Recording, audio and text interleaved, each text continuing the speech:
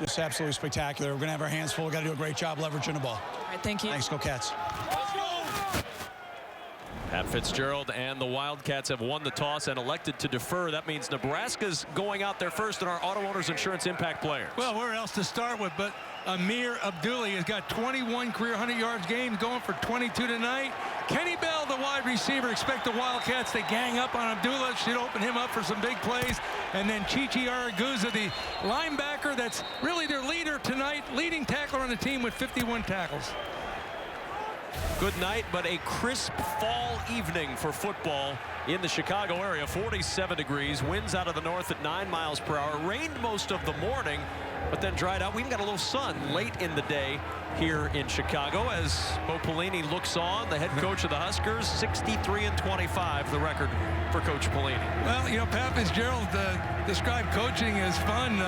Those clips that we saw, that Hail Mary pass as Bo was standing on the sideline, he didn't look like he was having much fun to me until he saw Westerkamp catch it.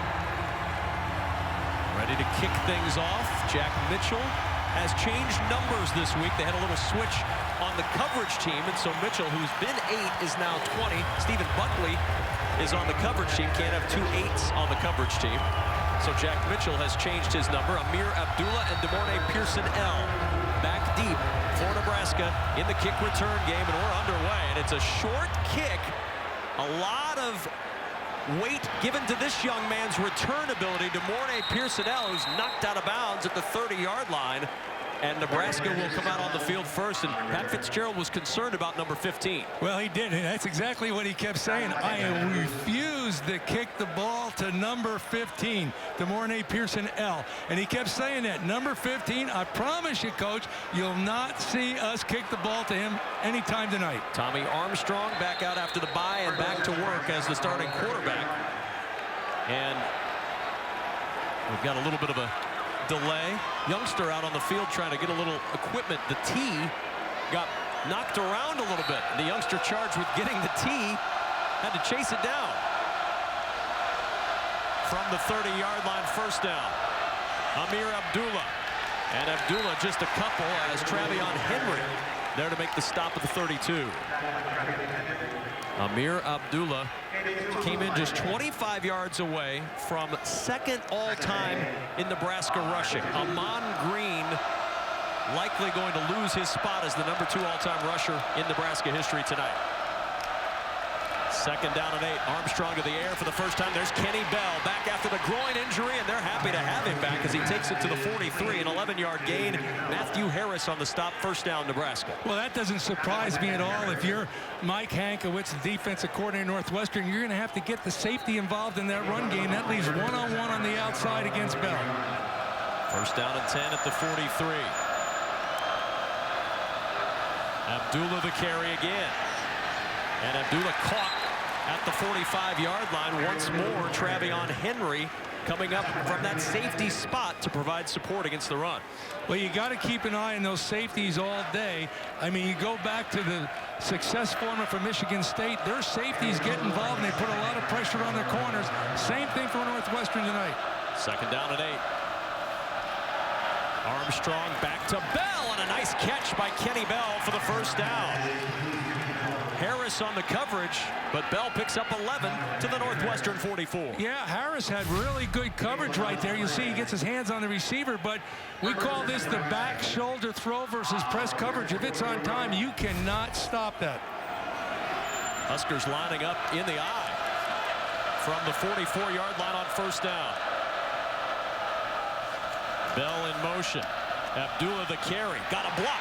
Amir Abdullah down near the 37-yard line. A flag is down on the near sideline as Henry makes the stop on Abdullah. Legal formation. Offense. More than 4 players in the backfield. 5-yard penalty. First down. So the Huskers will back up 5. Nebraska's been good on opening drives this year, Coach. 4 out of the 6 opening drives, they've put it in the end zone for a touchdown. They've also allowed a touchdown on 4 of the 6 opponents' opening drives. That's good news, bad news right there. DeMornay Pearson-L lined up at the top of your screen. Swing pass batted down.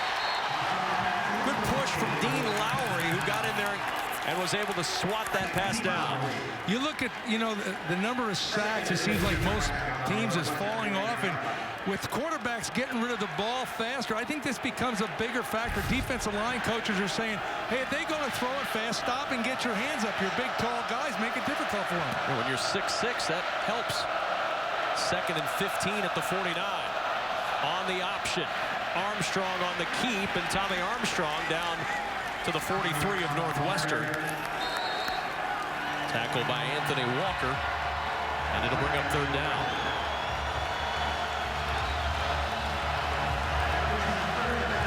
As good as Nebraska is on 1st down, they're really good on 3rd down and 3rd and long. I don't know how they get in all those 3rd and long situations, but they do. But they're percentage-wise, they're darn good. Almost 50%. 3rd down and 9.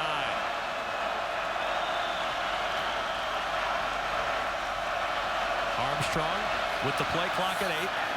Pressure up the middle. Swings to Abdullah on the edge. And well defended by Northwestern. Anthony Walker in for the injured Colin Ellis. Makes a couple of big plays, and Nebraska's turned away. Well, that was awful good defense by Northwestern. That was his outlet. He went there as a last resort.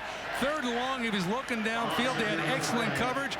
Then they dropped the ball off. They rallied to the ball, made a good tackle. Sam Foltz on to punt. 5th in the Big Ten in punting average this year. Miles Schuler back deep at the 10-yard line.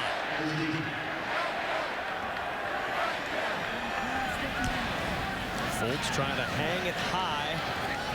Schuler with the fair catch, and he makes it at the 11-yard line. So Northwestern going to start deep in their own end with their first possession of the ball game.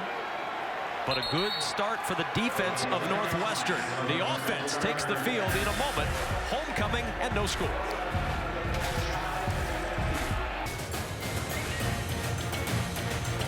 Nebraska and Northwestern scoreless. Just underway here at Ryan Field alongside the coach Glenn Mason with Lisa Byington on the field. I'm Kevin Kugler.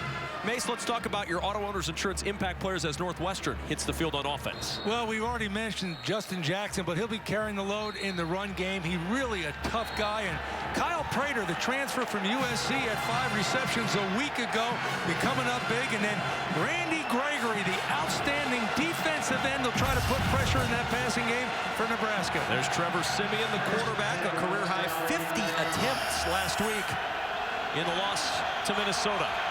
From the 11-yard line on 1st down, Trayvon Green motioning into the backfield. And Green the carry on 1st down. Not a lot of running room, and a flag down on the edge at about the 12-yard line. Trevor Roach, who had 18 tackles at Michigan State, gets his first of the night. Holding. Offense, number 78. Half the distance to the goal. 1st down. That's Paul Jorgensen, who, at least on that play, Mace, was charged with dealing with Randy Gregory. Well, you ought to be allowed to hold Randy Gregory. I mean, he's an outstanding player, and you watch right there, and he's got him gripped up pretty good, and I don't think that's the first time he'll have him gripped up all night. Last time. To the air for the first time, and Kyle Prater with the catch just shy of the 10-yard line. We saw Prater make some excellent catches against Minnesota. The numbers for Trevor Siemian, not your traditional Northwestern quarterback as far as the run game goes. No, he's not a scrambler, and he doesn't run the option. Delayed handoff. Green trying to find some running room. Not much there. Nebraska bottled it up. Green able to pinball his way to the 12 before Trevor Roach could bring him down. Kevin, you mentioned that Trevor Siemian threw the ball 50 times against Minnesota last week. When I asked Mick McCall what did he think about it, he was fine with that. He said, whatever it takes. And, in this spread offense, a lot of passes are nothing more than runs, those bubble screens and those type of things. They're not throwing the ball downfield. 3rd down and 9. Nebraska bringing some heat. Completion, broken tackle, and a 1st down. Out to the 25-yard line. Vitale able to break the tackle and advance to the 25. He picks up 13 and a 1st. Well, you got to credit Trevor Siemian. He's under big-time pressure. He stands tall.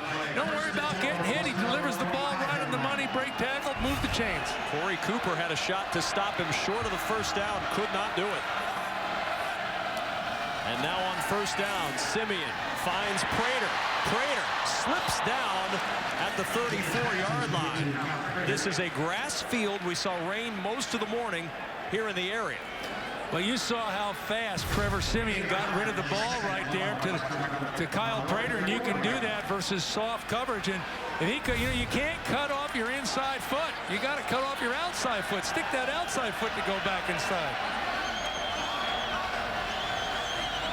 Second down and a yard. Justin Jackson in now at running back. Jackson the carry. Looking for the edge, and Jackson stopped right near the first down marker by Randy Gregory. Roach also there for Nebraska. But a first down for Northwestern. The Cats move the chains again. Already a successful drive for Northwestern, Coach. They've moved it out of their own end and gotten a little field position back. Play action. Siemian with all day. Looking over the middle, and it is incomplete at the 39-yard line. Well thrown ball to Stephen Buckley. Just missed a big play. Yeah, Buckley has got to catch this. You talk about big plays. They can be consistent in their offense. They've been struggling for big plays. I mean, you got to catch that right in your hands. Normally a guy drops it, he takes his eyes off it, but that wasn't the case there. He just dropped it. Buckley moved from running back to receiver this season. Couldn't pull that one in. Second down. Justin Jackson trying to pick his way forward. A nice little push at the end to pick up 4. Nathan Gary on the tackle, and Justin Jackson, the Big Ten Freshman of the Week, getting his first carry. Or second, I should say. Yeah, we talked about him, and they said, he's maturing right before their eyes. He's got better each and every week. He understands what they're doing. He's a smart kid, and I've mentioned a number of times. Impresses me, he's a tough kid. Third down and 6. Siemian. Complete. Another first down. Vitale once more, just shy of midfield. Well, he had all the time in the world, and you can see what they're doing. A big part of what they're doing, they're going to get help, whoever it may be. They're a back chipping off or an extra lineman coming free to block Randy Gregory. That's the type of respect they have for him. On first down, Jackson turn in the corner. Jackson's got speed. Jackson inside the 30 and banged out of bounds by Gary at the 25. 26 yards for Justin Jackson. Well, you start mixing it up. When you're playing pass, you play and run, you get those defenders back on their heels. Look at his vision, though. I like how he's carrying the ball, bell protection. He had his eyes downfield, and he's looking where he can plant that foot and go back inside. Longest run from scrimmage this year for Northwestern. Now Siemian pumps and throws incomplete. Little confusion there. Didn't like what he saw. Finally went back to Tony Jones, and it's second down. Well, it wasn't confusion, Kevin. He wanted to go to the inside slant, but credit Nebraska. They had 2 receivers on him, one over the top, one underneath. He knew it wasn't there, and he went to his outlet. Or he threw it away. As off as that pass was, you tend to lean that direction. Yeah. Second and 10 at the 24. Swing pass to Vault.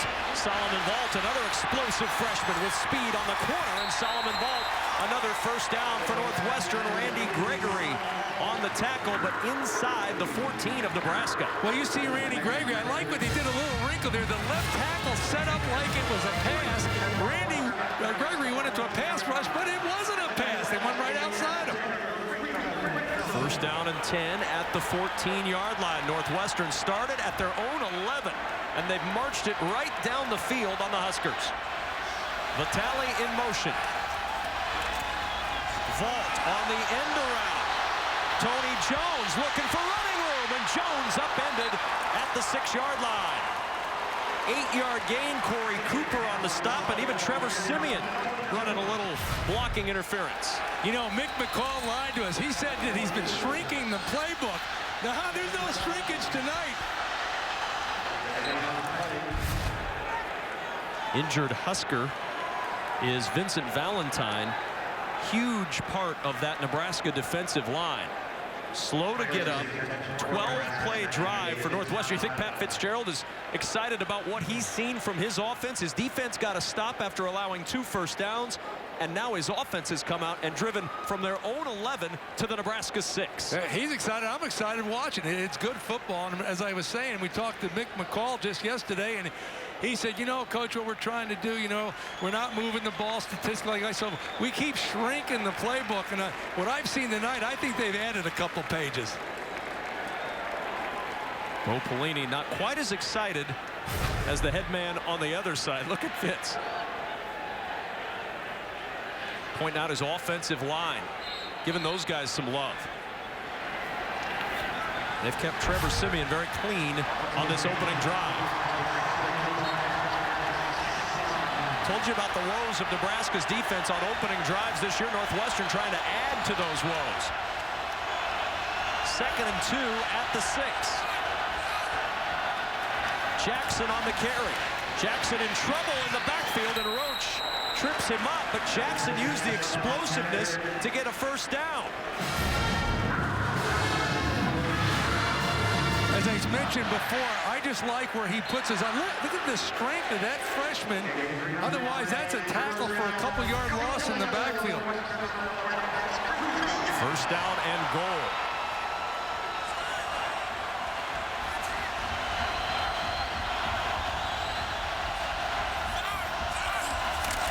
Jackson on first down. Jackson caught and driven back. Zaire Anderson, the first to hit him. No gain on the play, 2nd down. Well, Northwestern's been pretty darn good in the red zone this year. 20 trips to the red zone, 18 scores. But only 12 touchdowns in those scores. Yeah, and only 3 by the run. Last 2 games, though, 7 of 7 in the red zone. 4 touchdowns, 3 field goals. So based on those stats, you think they throw the ball here. 2nd down and goal. The tally, the motion man on 2nd down. Toss play to Jackson.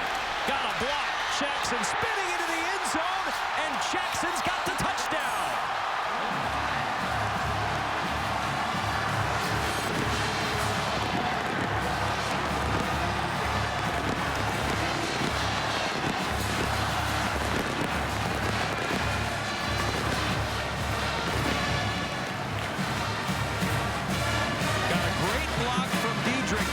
Right on the edge that gave Jackson the crease he needed to sneak it in.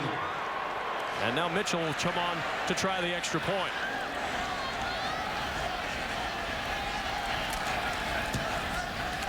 And the first touchdown in Big Ten play for Justin Jackson gives Northwestern the 7-0 lead here in the first quarter. What a march for Pat Fitzgerald's squad.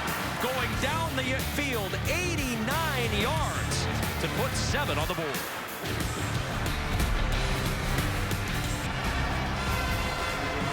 15-play, 89-yard drive for Northwestern, the longest drive of the season against Nebraska. And we saw this last week from Northwestern against Minnesota. May 16-play drive, 16-play drive, 13-play, 97-yard drive. And the short kick once again to keep it out of the hands of DeMornay Pearsonell and Amir Abdullah trying to find some running room. The Huskers will start just across the 30-yard line. You may be wondering about the uniforms Northwestern is wearing. Lisa Byington's got all the fashion details. They kind of have a little bit of a gothic look, Kevin. Under Armour is the sponsor, and they really tried to kind of replicate some of the iconic images throughout Northwestern's campus. There you see the typeface that you'll see on some of the signs across campus, and the gold you see on the uniforms, the ivy down the shoulders and stripes on the legs showcase some of the details you'll see in some of the buildings. There's the arch on the back of the helmet. The players love it, guys, and that's all that really matters, right? That is all that matters when it comes to the new uniforms. Tommy Armstrong on a design quarterback keep up to the 34-yard line. Northwestern Gothic is the rule. The official colors of the university were purple and old gold in the late 1800s before the university moved to purple as the sole official color. So your thoughts, Glenn Mason? You like the old gold? Man, you need a scratch sheet to figure out who's who anymore when you watch these teams play. 2nd down and 6 at the Husker 34.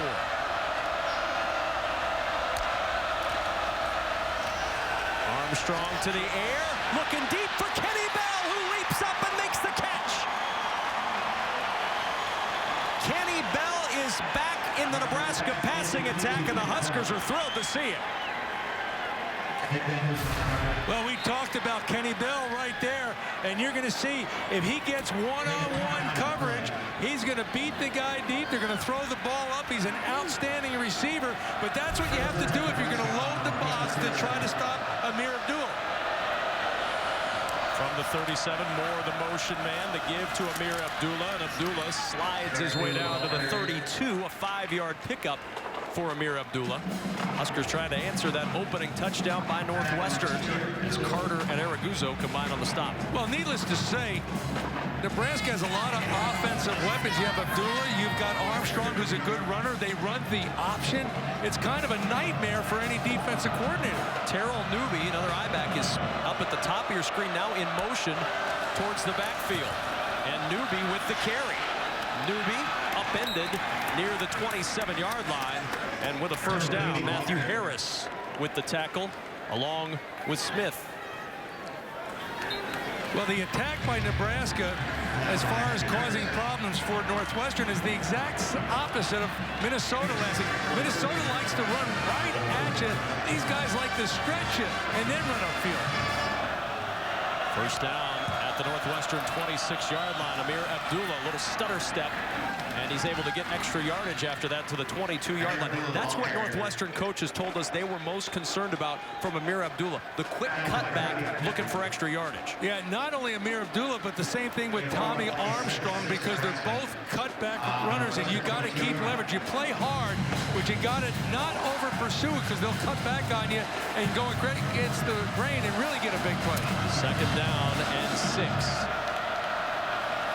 Newby in motion.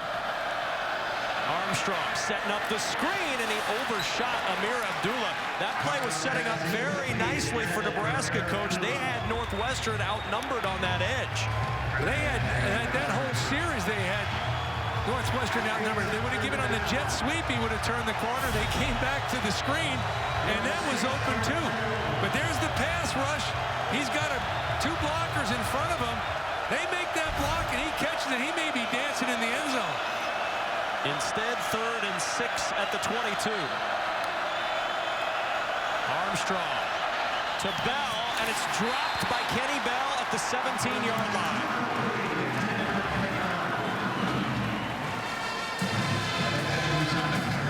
And the Huskers will bring the field goal unit on after the drive stalls. Well, Northwestern comes with the blitz. Armstrong makes the right read. He finds Bell wide open, throws a perfect pass. That would have been good enough for the first down. Drop ball, try the field goal. 39-yard field goal try for the freshman Drew Brown. Good snap, good hold. The kick by Brown is no good. It is wide to the right. And Nebraska empty again.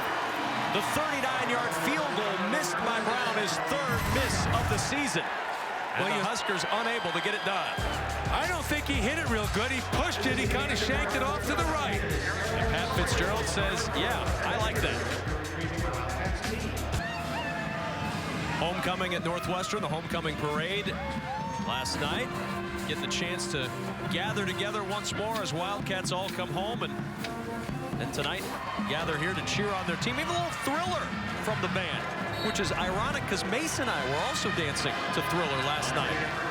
Yes, we were. Maybe it was Chiller. Is there a difference between Thriller and Chiller? There is. It's just subtle. On first down from the 22, looking for a little running room, and Jackson just tripped up at the 26-yard line. Kenny Bell on the sidelines had a big catch in that last possession, but maybe thinking about what might have been. You know, he's an outstanding receiver. You know, at times, sometimes the easiest catch is the hardest one to make for those guys. Meanwhile, Northwestern's defense has to be pleased so far. 2nd and 6 at the 26-yard line. Simeon to the air, and a minimal gain just shy of the 28 for Miles Schuler. Trevor Roach on the coverage and the tackle for Nebraska.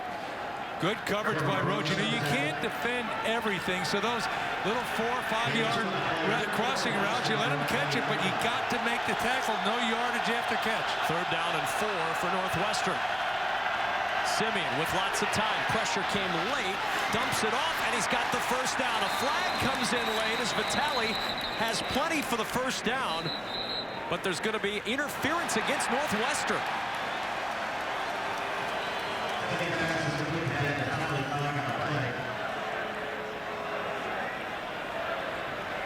Vitale had the 1st. The flag came flying in at the end of the play. The initial indication was pass interference on the offense.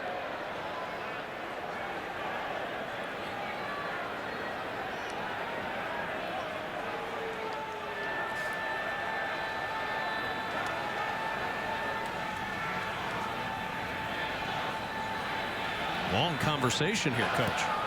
Pass interference. Offense, number 21. 3rd down. It's Kyle Prater. Well, you see Kyle Prater, he's number 21 coming off right there. And he pushed off. Yeah, that's a good call.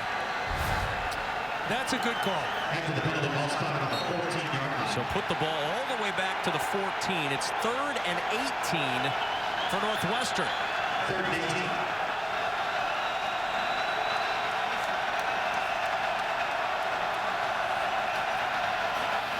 And the carry for Jackson.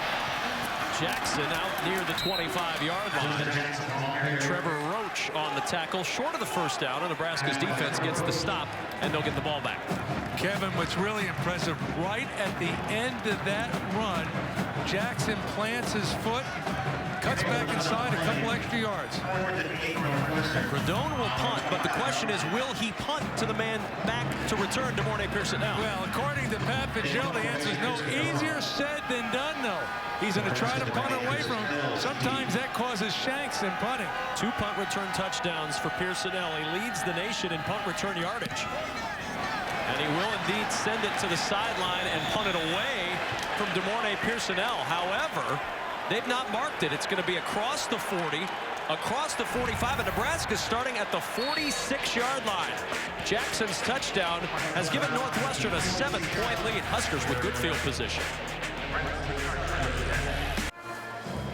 7-0 Northwestern. Nebraska, though, Glenn Mason with the football in excellent field position because of a punting strategy Pat Fitzgerald told us about yesterday. Well, I said this even before, and we talked last night. Punt away from number 15, as Pat Fitzgerald said. Easier said than done. Now, if you have a real experienced kicker, you know, a 4-year starter, you know, that's really dynamic and works on this during spring practice all the time, yes.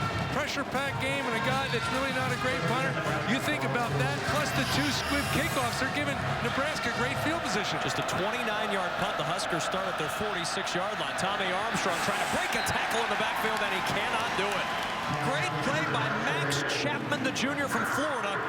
Got into the backfield and blew that play up for a 1-yard loss. Well, he got him down somehow, some way, but if he doesn't get him down right here, hold on, baby. Get him on down. He gets his foot. Otherwise, he's going to go a long way.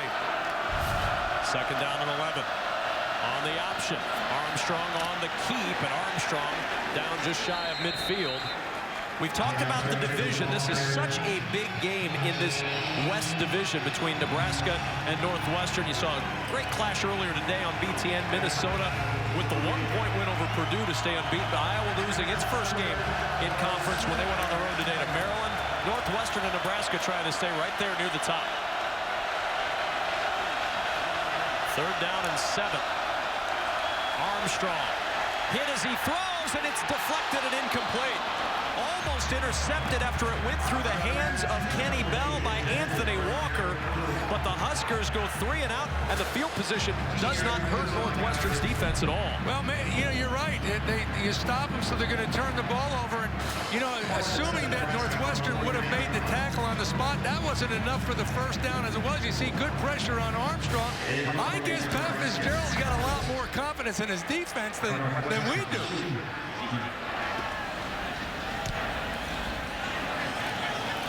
Short punt. They're going to clear everybody out of there.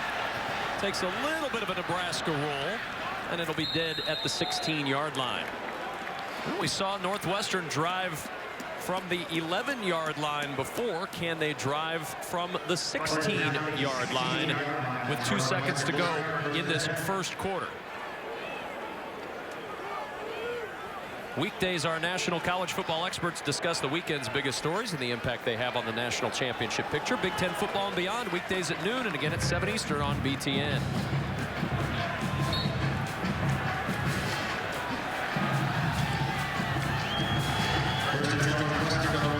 16-yard line, first down. Simeon to the air. And the pass caught. Fighting for yardage is Prater against Daniel Davey, and an excellent play by Kyle Prater to end the first quarter. Great strength from the 6'5" receiver.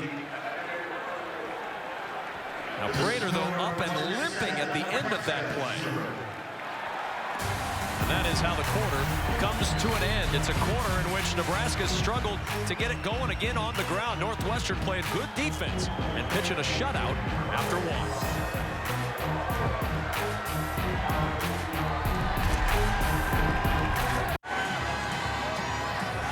All smiles on the faces of Wildcat fans right now as we start the second quarter. A 7-0 lead for Northwestern. They held Nebraska to 32 yards on the ground in the first quarter.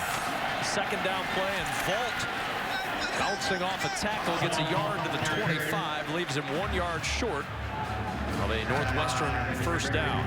When we visited with John Papuchis on the phone the other day, I asked him, what's the difference in defending Northwestern this year compared to last? Very easily, he said, they don't have option, they don't have a running quarterback. We used to need 2 game plans. Depending who the quarterback was in there, we only need 1 now. Third down and a yard at the 25.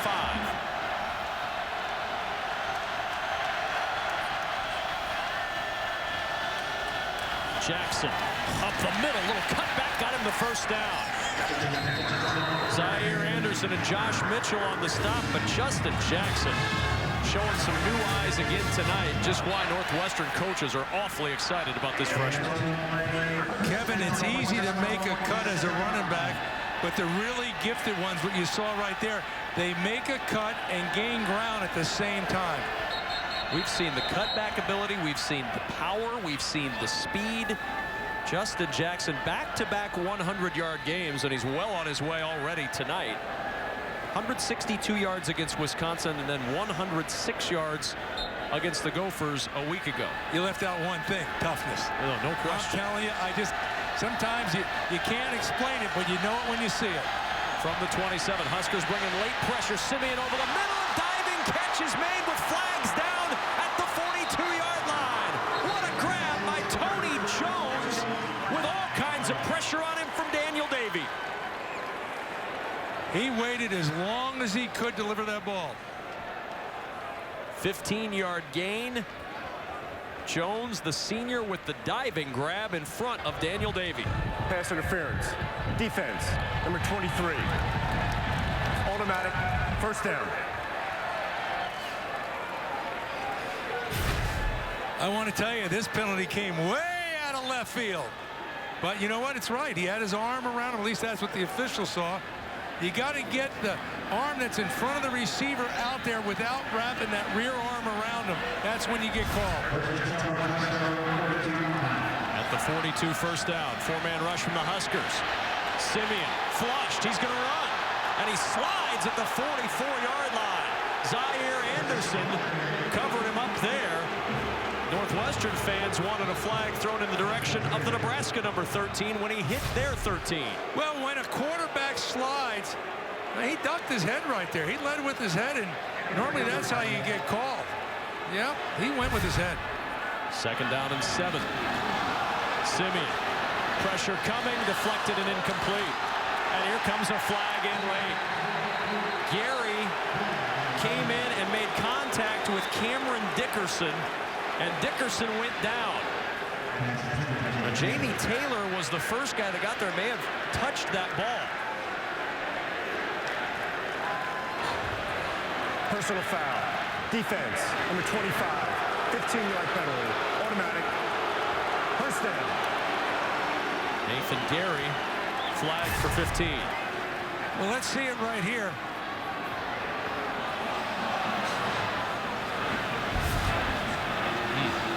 if I was Bo, I'd be upset. And he is upset. I agree with you, Bo. At the Nebraska 41-yard line. Simeon off play action. Pressure coming. Airing it deep for the end zone. The pass deflected, and it is intercepted. Picked off by Nathan Gary. And the Huskers get the big turnover to turn away the Wildcats. Nathan Gary says, go ahead and call a cheap foul on me. I'll show you. I'll just come back and intercept the ball. And they went for the home run there. They might have told Simeon just throw it up for grabs because there was 3 defenders back there. Mike McHugh was the intended receiver. He's only caught 3 passes this year. Nathan Gary preventing his 4th as he comes over to make the pick and get the ball back for the Huskers, who trail Northwestern by 7.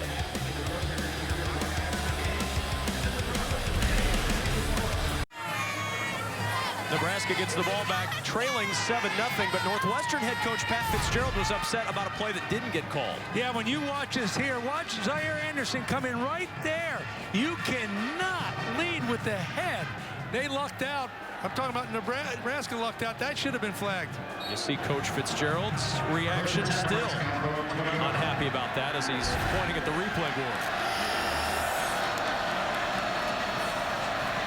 Armstrong off play fake, and there's Westerkamp hurdling a man, and inside across the 40 down to the 43. It's a pickup of 23 and a Nebraska first down. Nick Van Hoos on the stop. Well, speaking the other day to Bo Pelini, I mentioned some guys make plays, some guys don't. Westerkamp's one of those guys makes plays all over the place. Abdullah with his best run of the night. Namir Abdullah down to the 44-yard line. And we head back to our studios. Dave Repson's got a Slim Jim studio update. And Kevin, Minnesota is now 3-0 atop the West race. Cedric Thompson coming up with the interception here to seal a come-from-behind 1-point win over Purdue. That was a thrilling game earlier, Dave, on BTN. As not much running room there. Nebraska's changed out, Glenn Mason, the right side of their offensive line. Chongo Condolo and Givens Price now playing at right guard and right tackle, respectively. Well, Bo Pelini was really upset with the offensive line after the performance against Michigan State, and things were going to get better, or changes were going to be made.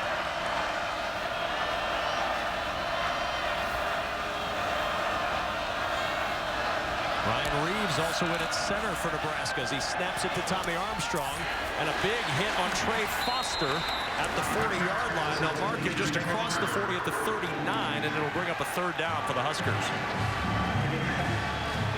Well, 3rd down's the most important down in football, because if you convert it, you keep it. If you don't, it's going the other way. Huskers 0 for 3 tonight on 3rd down. They came in with the 2nd highest conversion rate in the conference at nearly 44%. And on 3rd and 5, Armstrong under some heat. Flag is thrown. Tommy Armstrong able to scramble to get 1st down yardage. Dean Lowry on the stop, but the flag thrown in the backfield. Normally when it's thrown like that, it's holding.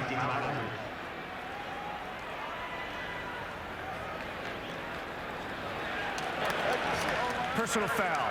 Hands to the face. Defense. Number 7. 15-yard penalty. To be added on the end of the run. Automatic. 1st down. That's Ifeadi Odenigbo called for hands to the face. Yeah, right there on the tackle. You can see it right there. He's throwing the hands around, and, you know, they're really calling that this year. I think I've seen it called more this year than probably in the last 10 years combined. And when it's a point of emphasis, you got to be careful.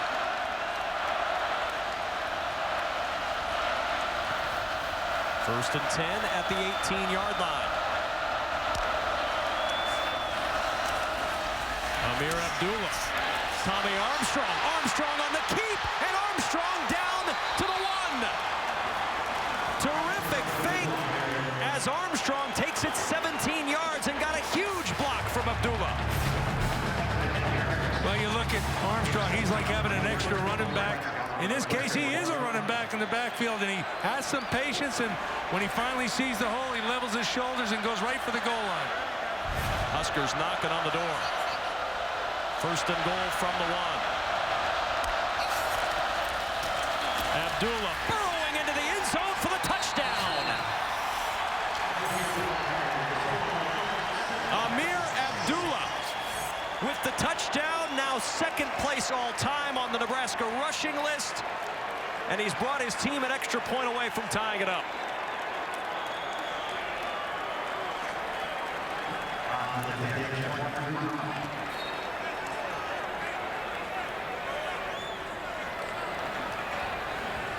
Impressive answer for Nebraska as Drew Brown on for the extra point. A 7-play, 80-yard drive for the Huskers, and Brown's extra point just sneaking in inside that right upright.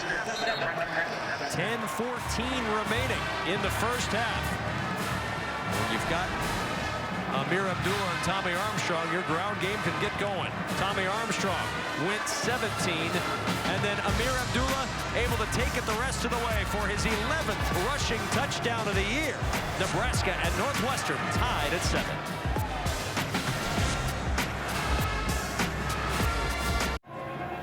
There's a look at the second leading rusher in Nebraska football history. Amir Abdullah just passing Amon Green and started to hopefully bolster for his sake his Heisman candidacy. As we look at the Nissan Heisman watch, Dak Prescott, I know, is a guy you have loved since the very beginning of this season. There's a lot of talent right there. I can I'll say say. And we're only halfway to go, so just hold on, baby. Solomon Vault back deep for Northwestern. And he'll bring it a yard deep out of the end zone. Vault hit hard and stopped just shy of the 20-yard line. Let's check in downstairs with Lisa Byington. Kyle Prater rolled that right ankle the last time that he was out. Northwestern taped him up. He has been favoring it here on the sideline, but he is going to try and give it a go. Even walked up to Trevor Siemian here on the sideline and says, it's hurting me, but I'm going to try and be there for you. I'm going to try and give it a go in the next few plays. He's a terrific talent, a former USC Trojan. Northwestern wants him out on the field making plays. See how Northwestern responds. First time this year they've given up points off of a turnover. That interception in the end zone turned into the Nebraska touchdown. Jackson motioning into the backfield on first down. And the give to Jackson. And Jackson caught at the 20 after a 1-yard gain. Trevor Roach, boy, we've called his name a lot tonight, and we talked with the coaches about Trevor Roach. They said, well, the first thing we like about Trevor is he's got experience. We love to have that out there. Well, you know, you talk about making 18 tackles against Michigan State in that game. You don't make 18 tackles in any game unless you're an outstanding player. 2nd and 9 at the 20-yard line. Siemian airing it to the sideline, in and out of the hands, and incomplete. Schuler had a chance at it, couldn't pull it in. Ryerson Cockrell on the coverage.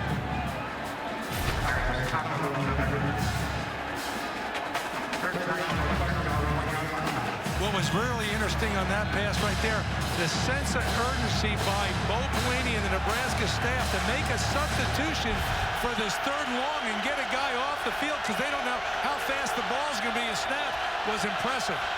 3rd down and 9 at the 20-yard line.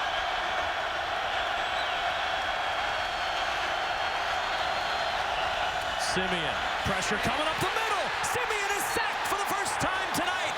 Malik Collins with his first sack of the season. And Nebraska's defense will force the Northwestern punt. Well, up to this play, Northwestern's offensive line doing a pretty good job. You can see there's some confusion there. Little twist. Right guard thought he had one guy. He dropped out. He had to switch off and get the other man because it wasn't a true man blitz. And a timeout is taken.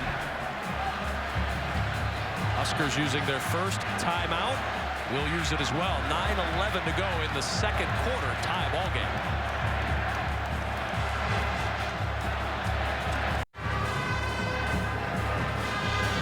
Erase the sack of Malik Collins. That timeout ruled before the play happened. So the defensive timeout used by Nebraska costs them the sack and gives Northwestern another chance at 3rd and 9. You've been on the sidelines a long time. How many times did you call an errant timeout, Glenn Mason? Never. Never. No, I know you didn't. No. I made many mistakes, but I was never wrong. Well, I probably did it a lot. Who are you kidding? But you forget about those, you know? You will forget about it if you're successful on this next play, but if all of a sudden they convert, then you start saying, who called that timeout?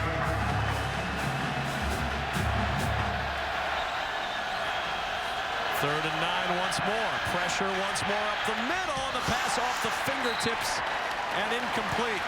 Trying to find Mike McHugh. That pressure from Randy Gregory this time. And either way, Northwestern will punt. Northwestern dialed up. I mean, Northwestern had the right play called versus this blitz, a little crossing route versus man coverage.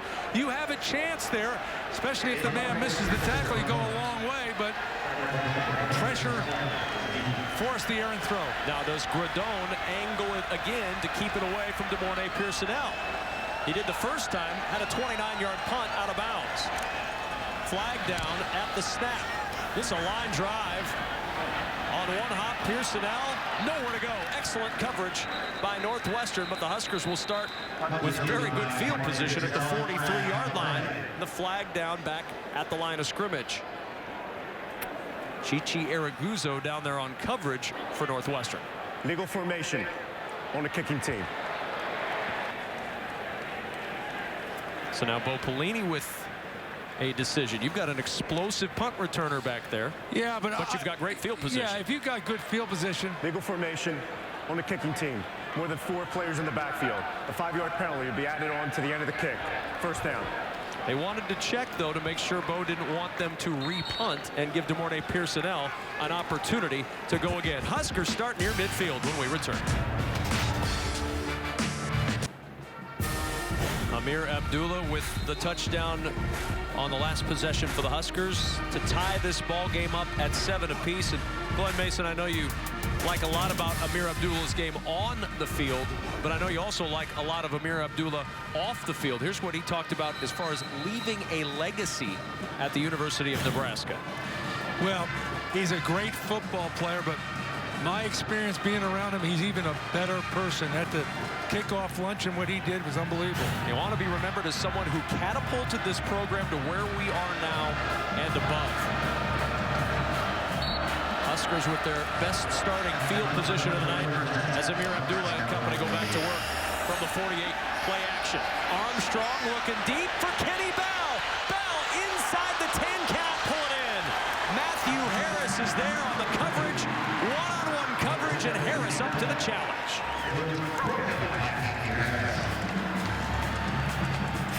But you know, you don't hit home runs if you don't swing for the fence, and you can see they got Kenny Bell one-on-one.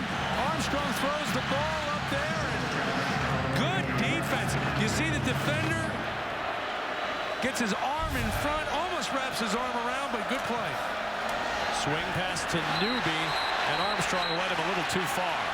Now 3rd and 10 for Nebraska.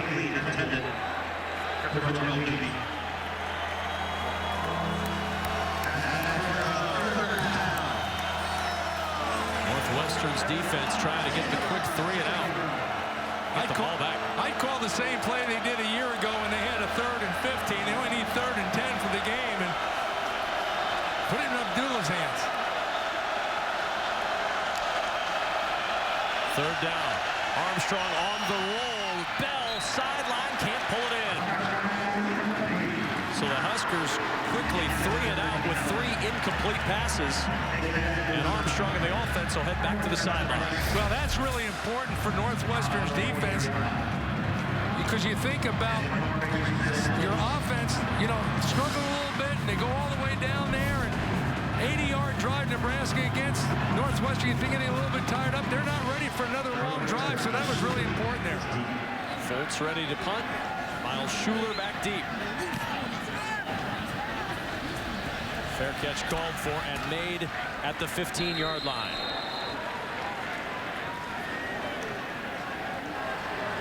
Tonight, it's the premiere of a new BTN Originals documentary on former Nebraska quarterback Brooke Berringer, an integral part of the 1994 National Championship team, who remains revered for his character and selflessness nearly 20 years after his tragic passing. Don't miss Unbeaten, The Life of Brooke Berringer, presented by Physicians Mutual tonight, immediately following the game on BTN. I will encourage anyone who enjoys college football to stick around and watch that. We had the chance to screen it earlier in the week. It's outstanding.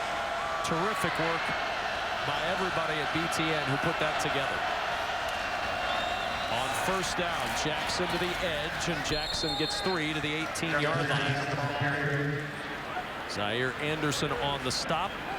And more work for Justin Jackson, who's got 11 carries, Glenn Mason, for 60 yards in this first half. And he's been more of a second-half rusher than a first-half rusher this year. Yeah, and they worry about the number of carries he gets because he's still a young guy. 2nd and 7. Pressure coming. Nobody open. And Simeon is sacked. Trevor Roach, who's done it all tonight, gets to the quarterback for the first time this year. Well, you can see that here comes Roach on the blitz, and he just twists around, and they do a poor job of picking it up, and Simeon has no chance there. He didn't have a chance to throw it away. 3rd down and 14.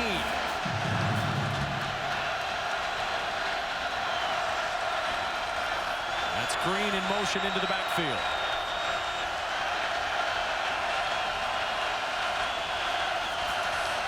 Four-man rush. Nobody open. Simeon will run. Caught from behind at the 15-yard line by Vincent Valentine, who was shaken up earlier in the ball game, but Valentine makes the stop, and the punt team comes on for Pat Fitzgerald's Wildcats. You know, next time Northwestern gets the ball, I wouldn't be surprised to see them come with some missile screens or jailbreak screens or bubble screens just to get the ball out there quick and try to get it on the perimeter, because they can't handle the heat right now. Demorne Pearsonell awaiting the Chris Gradone punt.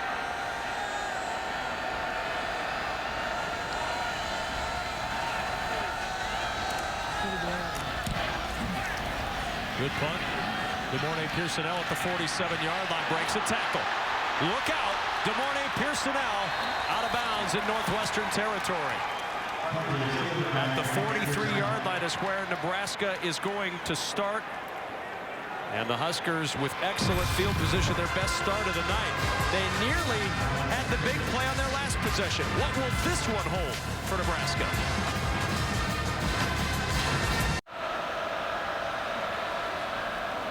.6:33 remaining first half. Great field position for Nebraska at the 43-yard line.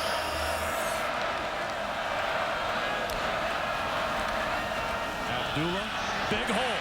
Flag down as Amir Abdullah slips down at the 35-yard line. Igwebuike with the stop. Holding.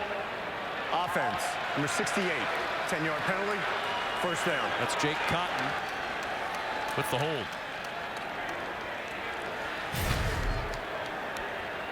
Yeah, you'll see him right here. He's tackling his man right there. And, you know, watching the film, Jake had a tough go of it against Michigan State. Really, the whole offensive line did. And you got to get those hands inside, Jake. They don't even call you. The first offensive line back on the field right now for the Huskers, as Abdullah picking his way forward back into Northwestern territory, just shy of the 45-yard line. Tackle by Travion Henry. We saw that backup unit with Price and Condolo on the right side, Reeves at center earlier in this quarter. And now the number 1 offensive line back out there. On second down, Abdullah again. And not a lot of running room as he's down to the 42-yard line. Anthony Walker in pursuit makes the stop.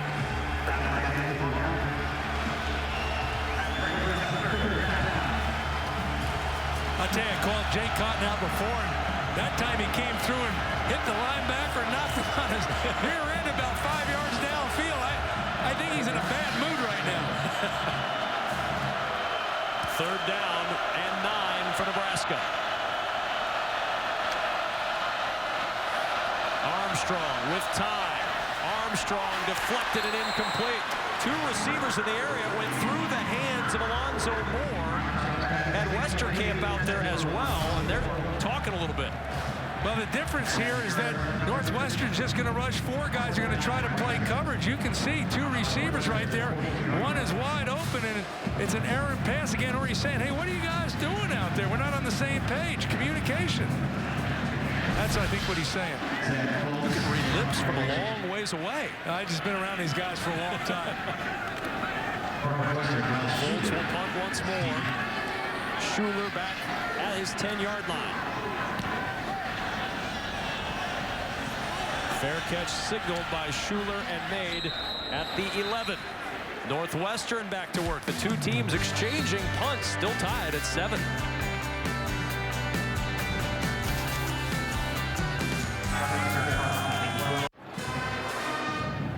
4:59 remaining in the first half. Nebraska and Northwestern tied at 7. Wildcats back to work deep in their own end from the 12-yard line. And our United States Marine Corps leader of the game is Paul Jorgensen. Earned his bachelor's in economics. He's pursuing his master's degree in predictive analytics. And the good news is I work with Glenn Mason every week, who is now going to explain exactly what predictive analytics means. Now, wait a minute. You asked me to explain turf toe last week, and I couldn't do that. So how in the world would you expect me to do that? Huh? I give you a lot of credit. Am I giving you too much? The only thing I'm going to tell you, it's hard. Whatever that is, not easy.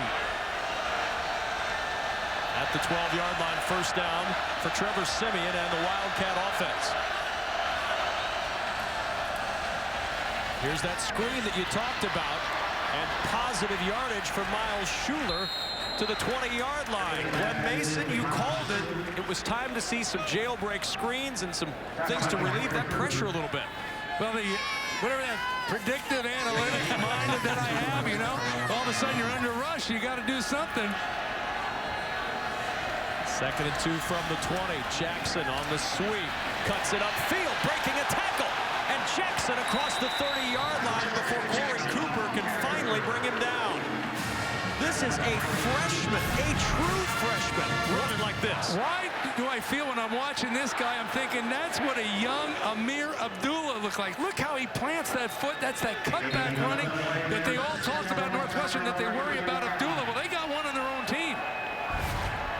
First down and 10. Pressure coming. Siemian slings it over the middle, and the pass deflected away by Zaire Anderson, incomplete. He was looking for Jamie Taylor, but Anderson got the hand on it and knocked it aside. Well, here's the game plan unfolding. Nebraska's dialing up the blitzes, and because of that, Mick McCall, the offensive coordinator, has a good chance. He's always going to have a shallow crossing route, and he's going to try to get the ball out of the hand fast into his receiver's hands. Jackson with a little crease, breaks another tackle, and Jackson with another first down across the 41. He rushed for 6,531 yards in his high school career at Glenbard North. Was the number 4 all-purpose running back in the nation, and what a find he has been for Pat Fitzgerald. Man.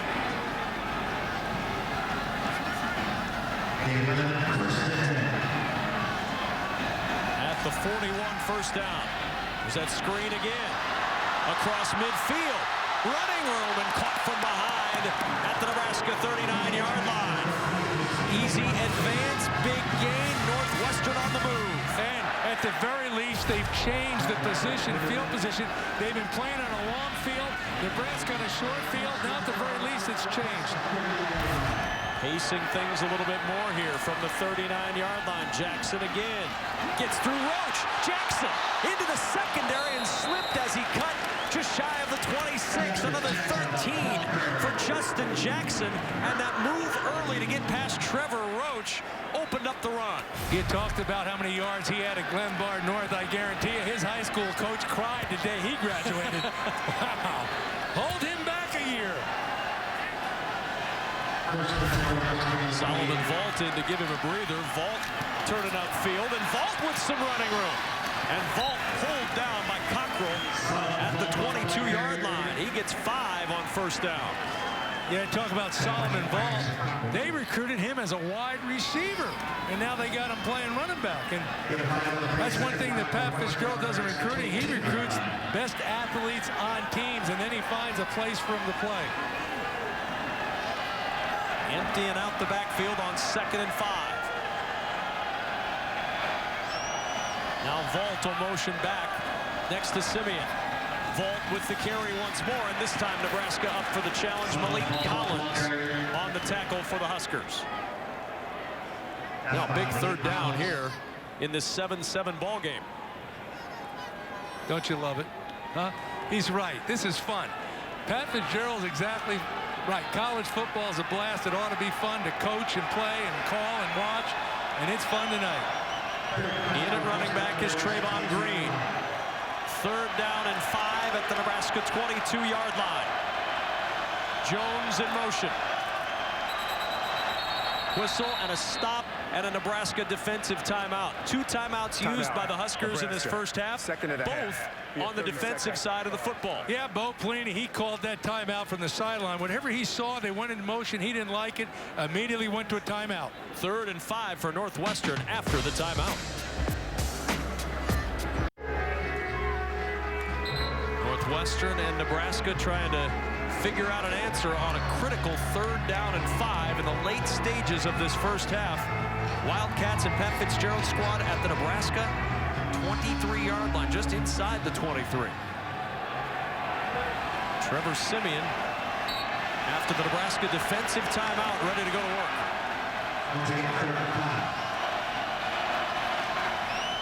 Green motioning into the backfield on 3rd down.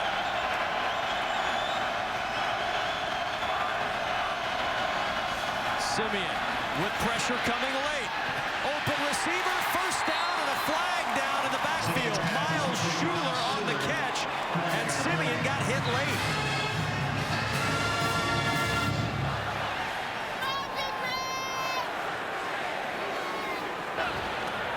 Personal foul. Roughing the passer. Defense, number 4.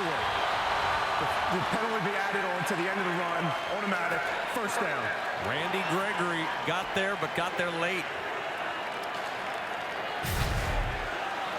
Yeah, you can see it right there. And hands to the face, late hit. But how about Trevor Simeon standing in there? He didn't flinch one bit. He put the ball on the money, even though he knew he was going to take a heck of a hit from as good a defensive player there is in the country, Randy Gregory. Now that's guts right there. And he got him in the face, and that's going to draw the flag non-stop. 1st down. Cutback, spinning. Jackson, touchdown, Northwestern. What a run by Justin Jackson.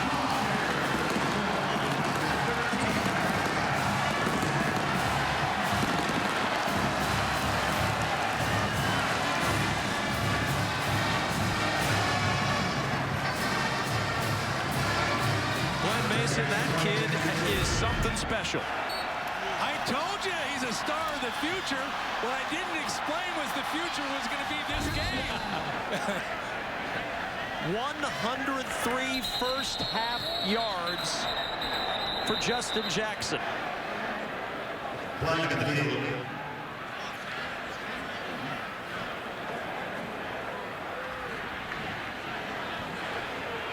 False start. Offense, number 52. 5-yard penalty. We played it down. I don't know why, but watching all the games that I've watched, I've seen more penalties on extra points the last couple of weeks than I've ever seen in my life. It was on the long snapper. So they'll back it up and try it again. And Mitchell's extra point is good. 14-7. Justin Jackson has become the first Big Ten freshman to top the 100-yard mark in 3 straight games since James White for Wisconsin in 2010. And this touchdown is a highlight reel score. Yeah, you watch it right here. He's got to beat one guy, and man, did he ever. Josh Mitchell's not going to want to watch that play in front of his coaches and his teammates tomorrow in the film room. I promise you that. You're in blocks, man. You got to make that tackle. That's what his coach is going to say. How about another double-digit play drive for Northwestern? We have seen of these over the last few weeks. Northwestern 10 plays, 88 yards to take the lead with 1:52 to play until halftime. And remember, Northwestern gets the football to start the second half. What kind of kickoff we're going to see right here? Another squib and give them field position. I think it was a mistake when they punted to 15. We'll see. And another squib. Bobbled around, and Nebraska not going to have the same kind of field position. Harrison Jordan, the fullback, instead of letting it go back to the returners like they have, tried to pick it up. Well, you know, you don't want to kick it to 15. The problem is you can't kick it to 8 either, you know, so you squib it. Yeah. Sooner or later, they're going to try to say, you know, field that cleanly and turn around and give it to 15. That's what I'd try to do. DeMornay Pearsonell, Nebraska's explosive freshman, but he's been held in check tonight. At the 27, first down. Armstrong over the middle. Pearsonell is open and into open space. DeMornay Pearsonell inside the Northwestern 30 with a first down. Travion Henry finally caught him at the 27-yard line, but he was running free over the middle. Well, good protection right here. See, Armstrong makes the read, and 15 gets right behind the under coverage, wide open, and we're lucky he didn't take it the distance. From the 27, first down. Armstrong throws it short to Abdullah. Amir Abdullah banged out of bounds with another Nebraska first down. Huskers trying to answer quickly, and don't forget our Buffalo Wild Wings halftime report is straight ahead. Dave, Jerry, and Howard with all of the highlights, scores, and action from around the Big Ten and around the country today. That's coming up in just a few moments.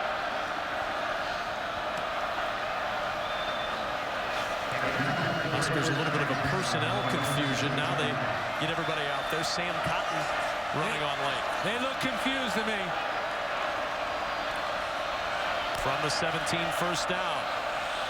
Amir Abdullah on the end around. DeMornay Pearsonell to the end zone. Tommy Armstrong with the touchdown catch. Razzle dazzle from the Huskers. And Pearsonell hits Armstrong for 6. Maybe they ought to look confused more often, because that sure worked. I'll tell you. Maybe I'm confused, you know. They had to get them lined up right. Trick play, worked perfectly. Kenny Bell said earlier in the week that Nebraska was going to make a point to get DeMornay Pearsonell involved more on offense.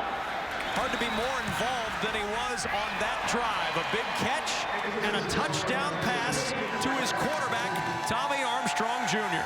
Well, you know, let me make a point about DeMornay Pearsonell.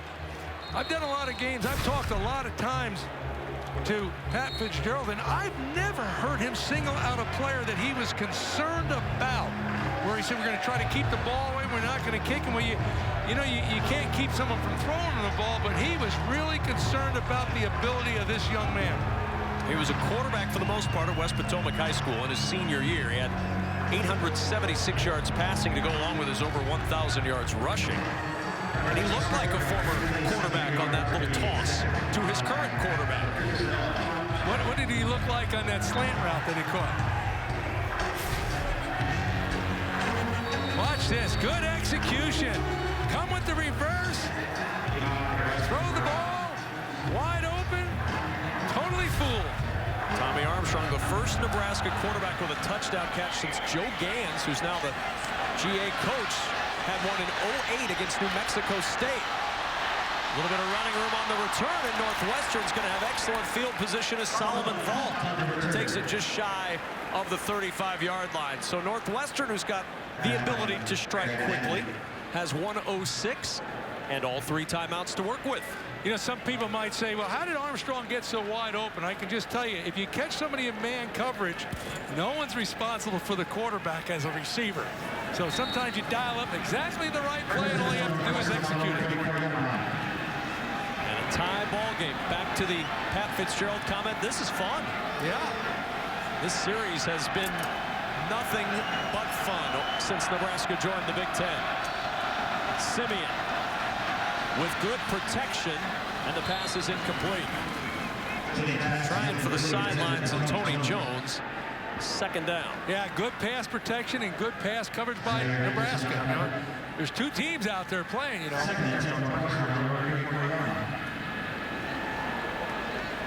1:01 remaining until halftime.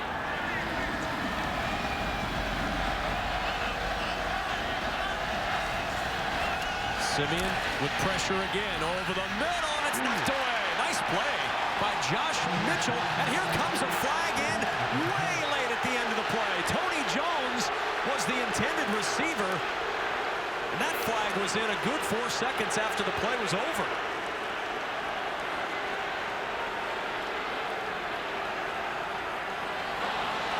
Pass interference.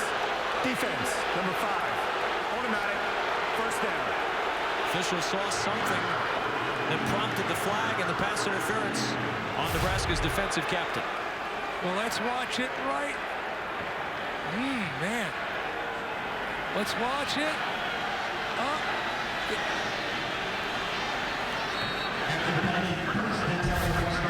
So Northwestern gets the 15 and a first down at the 49.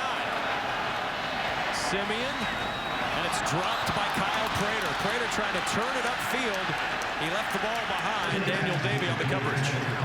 Well, in that pass interference, you can see that last shot we had. You saw the arm around the waist. Just watch his arm go around his waist right there. See it? And when that official out in center field sees it, that's why he throws the flag. Second down and 10 at the 49. Pressure up the middle. Picked up. The throw over the middle caught by Dickerson.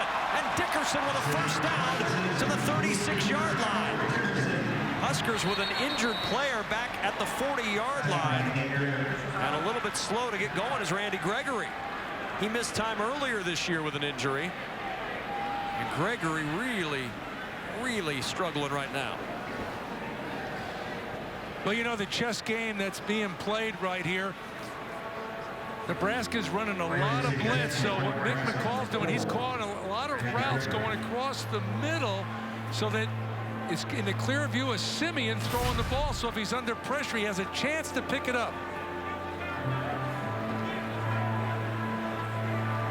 Just as he planted, pulled up, limping just a bit.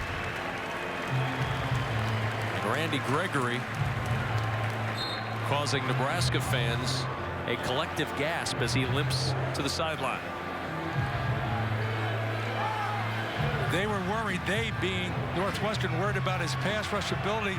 They were always going to try to account with a back, trying to chip off on him, or an extra lineman, aware where he is, because they don't think they can handle him one-on-one. Jack Ganglish in to replace Randy Gregory on first down and 10. Simeon, open is his running back, Green. Green with running room, out of bounds, inside the 15, chased out by Zaire Anderson. A 23-yard gain for Northwestern and another injured Husker.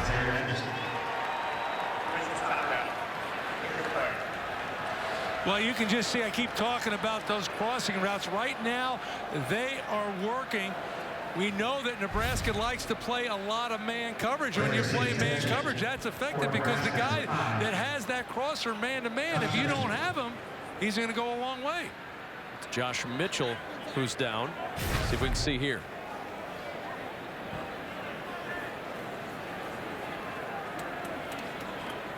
Went down on that grass surface and didn't really see anything there. Yeah, you know, the way they're looking at it right there, the trainer grabbing his knee and his ankle, and sometimes it doesn't take much just to twist something right there.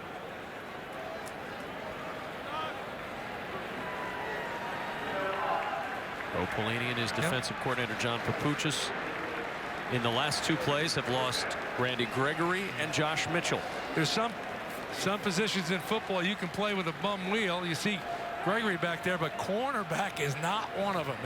If those wheels aren't working real good, you got to put somebody else in. Gregory back out on the field now.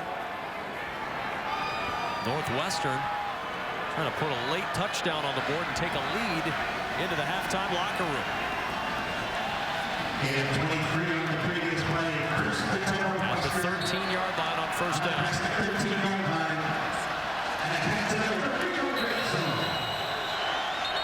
And now Nebraska will use its final timeout. All 3 Nebraska timeouts used in this first half have been defensively called.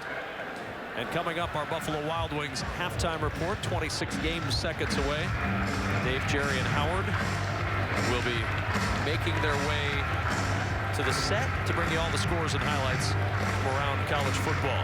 Some of the key playmakers from today. Some of the different names. And how about Ryan Santoso, maybe the biggest kicker in the country, making a 52-yarder. Yeah, he's 6'6", and we watched that one today, 52-yarder. He could have made it from 62. That fella hit it. He's a big kicker. Great game earlier today on BTN. Our colleagues Eric Collins, Chuck Long, Rebecca Harlow had a fun one in Minnesota where we were last week and saw Northwestern and Minnesota go back and forth all day long. Yeah, that was a great game, and you know, you reflect back and you think about the turnaround that Northwestern had to the start of the season, and then how they played, and they won against Penn State, and they upset Wisconsin right on this field, and they lost a heartbreaker to Minnesota. But talking to Pat Fitzgerald, he said, I am really happy about how my team is playing. They played hard. We lost the game. It was a close game, but I like my guys. Northwestern on the edge of a really impressive answer to the Nebraska trick play that got them on the board. Vaulted at running back next to Simeon. On first down, nobody open. Simeon flushed, now throwing on the run for the end zone, and the pass incomplete. Zaire Anderson out there on the coverage of Cameron Dickerson. Now second down, 18 seconds till halftime. Well, he thought he had him. He had some green grass in front of him. Good coverage. It would have been a good catch and a really good throw. Now, Northwestern has their timeouts left, so they can really be a little creative here. No Justin Jackson, at least for the moment. Second down and 10 at the Nebraska 13-yard line. Huskers bringing heat. Throw over the middle into the end zone, incomplete. Just a little low for Miles Schuler, and it's third down. Well, they go to an empty set with just Simeon in there. That spreads it out. And I think he's anticipating the blitz by Banderas, the linebacker. And, you know, if he puts it where he should, right in front of the receiver, they got a touchdown. He'd like to have that one back. Out in front of Illinois native Corey Cooper, who was trailing on that play. Now third down.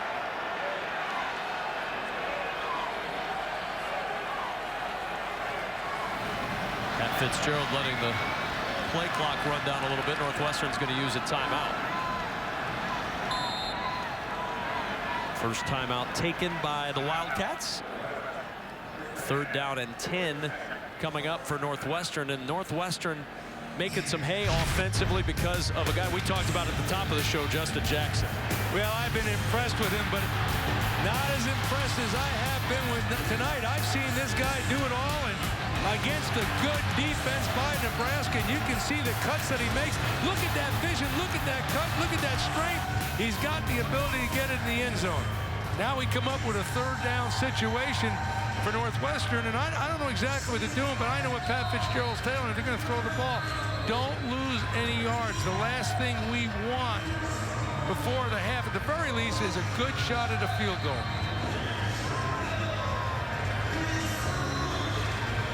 Third down and 10 at the 13. Justin Jackson, 15 carries, 100 yards, averaging almost 7 yards per carry.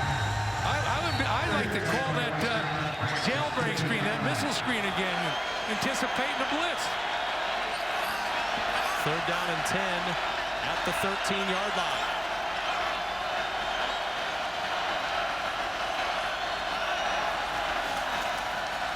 Simeon flushed. Simeon chased out of bounds. Malik Collins, and everybody's slipping down on the sidelines.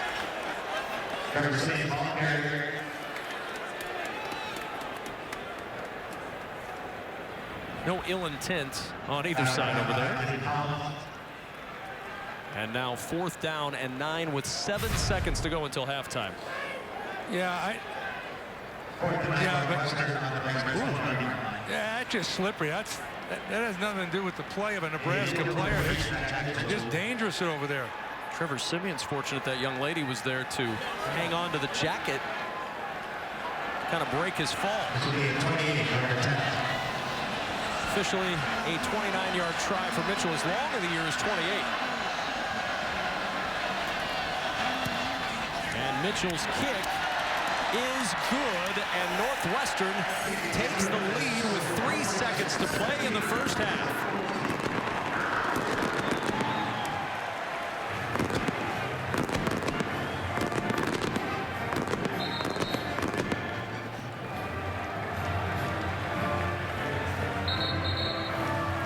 So the Wildcats with a 3-point advantage, 3 seconds left in the half.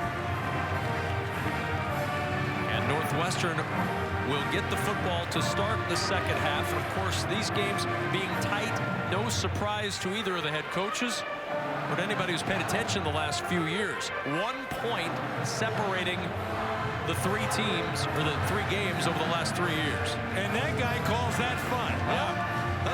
I'll tell you one thing, it's no place for the timid if you're coaching in this game.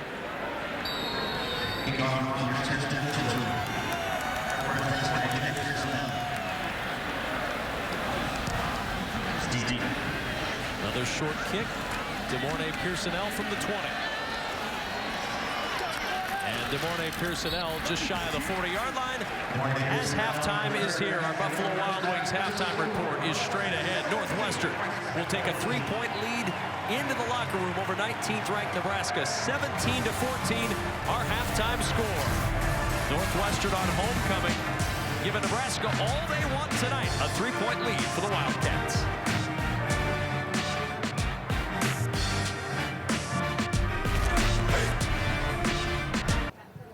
Halftime score, Northwestern with a 17-14 lead over Nebraska here in Evanston. Alongside Glenn Mason, I'm Kevin Kugler, and of course Unbeaten airing immediately following our broadcast tonight of this West Division battle. And I know you had a personal relationship with Brooke Behringer when he was at Goodland High School. Well, this is a great piece. I really encourage everybody to watch it. You better have some Kleenex sitting on your coffee table as you watch it. Yeah, when I was at the head coach of the University of Kansas, I tried to recruit Brooke, and Goodland, Kansas, I don't know if you've ever been there, but that's a long way from any place. And I was a little bit surprised that Nebraska recruited him. They didn't win a lot of high school football games, but Tom Osborne went down there and recruited him.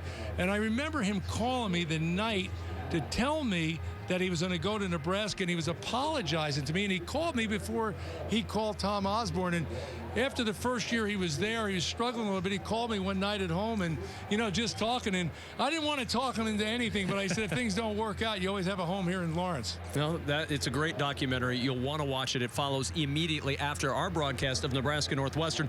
On the field tonight, Northwestern with a 17-14 lead. They've done a pretty good job of overcoming bad field position for most of the night. Well, they did. For most of that first half, Northwestern played on the long field and Nebraska on the short field. Field position is so important, but, consistency of the offense and dodging a couple bullets, and they're in good shape. Kenny Bell back tonight after the groin injury against Michigan State, and it's been an up-and-down night for number 80. Well, this is atypical of Kenny Bell, dropping. So he'll catch some balls, but, he's dropped some balls, and you talked about the groin injury. He hasn't been playing. That one was right in his hands, and, he's got to make those catches. He's too good a player to do that, and he had a deep one, a home run that he dropped. Speaking of home runs, this guy's got home run potential. Justin Jackson, every time he touches it. Well, we've talked about him a lot, but he has stole the show tonight, and he sure doesn't look like a freshman out there running. He has all the moves, all the cuts, and you see him make the defender miss right on the goal line right there. He is a special player. Nebraska trailing 17-14. Huskers and Wildcats getting ready to go back to work here in Evanston. Northwestern 17, Nebraska 14. Moments ago, Lisa Byington caught up with head coach Bo Pelini. Northwestern nearly at its season average here in the ground game. Where have their backs given you the most trouble here tonight? Missed tackles, and we missed some tackles, and that's unacceptable. 1 for 6 in third downs. How do you get better in that area? he'd put the ball on the money, catch the football when it's in our hands. You know, we were our own worst enemy at times. We didn't execute very well. We didn't catch the football, and we missed some open guys. But we need to play at a higher level in the second half. Thank you. Ready to get things going in this second half. And, of course, this series always so close, Glenn Mason. And Nebraska has had to do this before in this series. Come from behind. They rallied from 14 down last year, 12 down in 2012. Have to rally here tonight. Tommy Armstrong and Trevor Siemian trying to lead their teams to a big win in division. Northwestern football to start the second half. Solomon Volt, 4 yards deep. Going to put a knee down and take the touchback. Showing those quarterbacks reminds us it's time for the Quicken Loans quarterback comparison, but we'll get that after a flag which came in at some point right at the end of that kickoff. That was a touchback.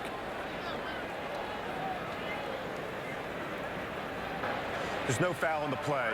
The ball will be placed at the 25-yard line. Never mind. Now our Quicken Loans quarterback comparison. You know, I really think that both quarterbacks played pretty well. Tommy Armstrong, victim of a couple drop balls by his receivers, and Trevor Siemian has really performed well under unbelievable pressure at times by Nebraska's defense. Tommy Armstrong, solid in the pass game, solid in the run game, and solid in the receiving game, with a touchdown catch from DeMornay Pearsonell. Trevor Siemian back to work for Northwestern at the 25. Justin Jackson starting the second half in the backfield. Jones in motion on first down. Jackson finds a crease, breaking a tackle and down to the 29-yard line. Corey Cooper able to get him down, but that looked like a loss, and it turned into a 4-yard gain, and there's an injured Husker, and it's Vincent Valentine who's down for the second time tonight. Normally when you get a good run, I'd like to credit the offensive lineman, but I really didn't think there's anything there. The Cornhusker defensive line did a tremendous job. How he got through there, I don't have any idea. Look at that. Little cutback, and then he sidesteps. Wow. 2 missed tackles, 1 broken tackle, and a 4-yard gain. Trying to think of the word to describe him, and I got about 20, but I can't pinpoint one. And they're all good. No, they're all good. I knew it wasn't that you couldn't say them. No. There are just a lot of them.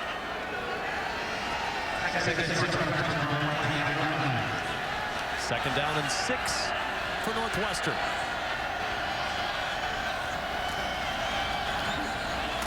Siemian with time. The completion to Schuler on the sideline, and as he tried to turn it up, another slip. We've seen a lot of slipping tonight on this field. It leaves him 2 yards short of the first down. Yeah, they go with coverage here, go to 2 deep safety look, and just an option route. Does a good job, and he tries to plant his foot, but especially on the sidelines, it's slippery. 3rd and 2. Siemian trying to find Dickerson, but Randy Gregory got a piece of that one, and it's 4th down.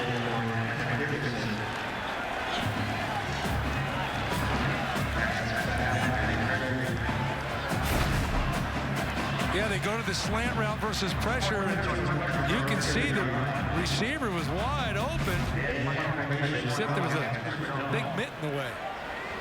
And Big Mitt makes 4th down and brings on the punt. DeMornay Pearsonell awaiting Chris Gradone's punt.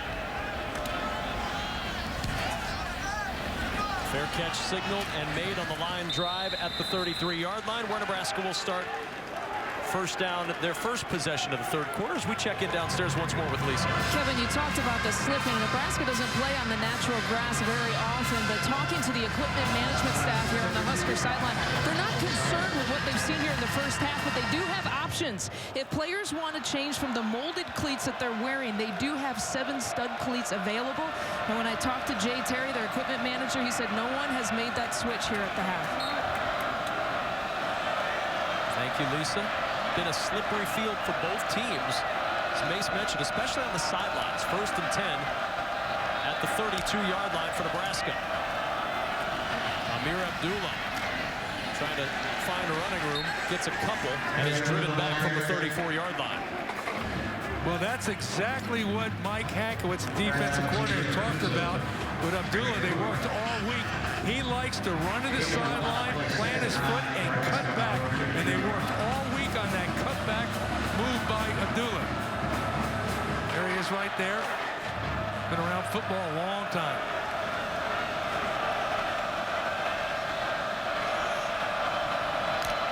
On second down, Armstrong on the keep. A little bit of running room, and is stopped quickly at the 35-yard line by Greg Kuhar. For a moment, Coach, it looked like he had a little extra running room. Yeah, he did, but the difference is Northwestern was playing zone defense, so the eyes of the linebackers never left the quarterback, so they planted and converged and kept it to a minimal gain. Man coverage, he'd have gone a long way. Third down and 7 at the 35.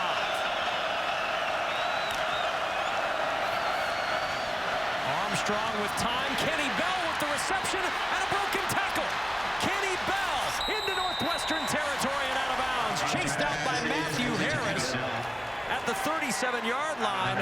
Nick Van Hoos had the chance to bring him down, and Bell shrugged him off to get extra yardage. Well, this is what I was talking about Northwestern doing all day, just a little crossing route, and that's what they did to Bell. And as I mentioned, you miss the tackle, a little 5-yard gain goes for a big gain.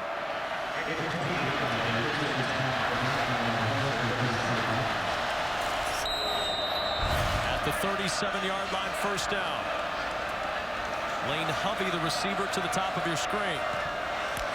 DeMornay Pearsonell in motion. Armstrong off play action. Throwing over the middle for Hovey. It's underthrown, and it's almost intercepted. Lane Hovey may have saved the interception. Igwebuike had it in his hands. Hovey came back and helped to knock it loose. Yeah, well, Tommy Armstrong got hit big time just as he was letting the ball go. He was under pressure. You can see he's standing on in there, and good clean hit. I mean, that's not a late hit. No helmet-to-helmet contact, and I know what Mike Hankowitz is saying. You got it. That's an interception, man. You got it. But you're right. Credit the receiver for breaking it up. Second and 10 at the 37-yard line. Amir Abdullah drilled down at the 38. Araguzo bringing the punishment.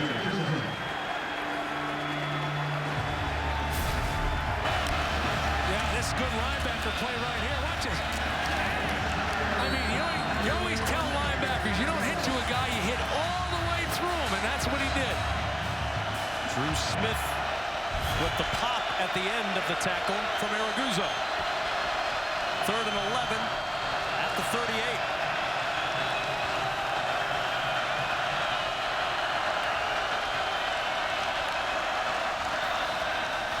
Armstrong, Abdullah.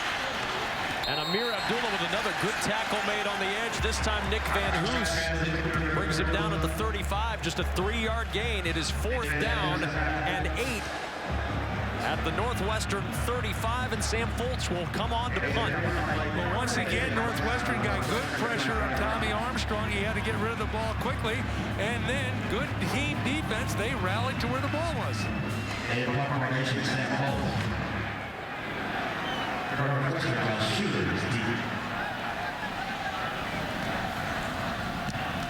Foltz trying to hang it deep.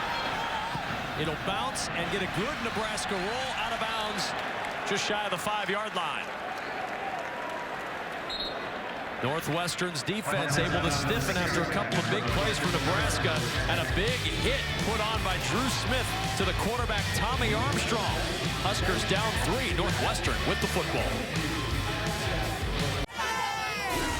Next weekend, the Terrapins head to Madison as they try to slow down the Wisconsin rushing attack led by Melvin Gordon. Next weekend at noon Eastern, presented by the United States Marine Corps on BTN and BTN to go. Maryland with a big win today over Iowa, Wisconsin, and Melvin Gordon with a week off to get ready.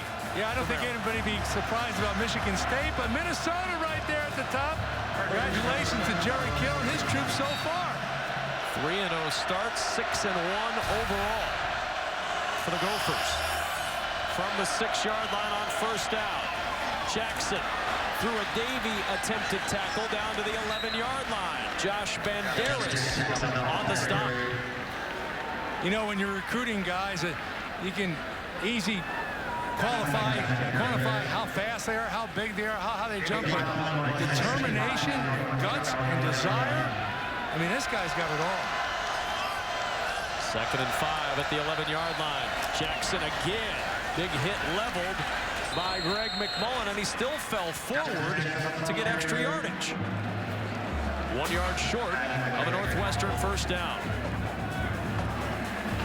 You had a lot of workhorse backs throughout your coaching career. I know you would have enjoyed having somebody like that in your backfield. Yeah, we got a lot of good running backs. I'd take Jackson any day. I'd take Abdullah any day, too. On 3rd down, Jackson again. Sweeps to the edge. Jackson met by Banderas and stopped short. We've talked about missed tackles and broken tackles. Josh Banderas with a solid tackle, and the punt team comes on.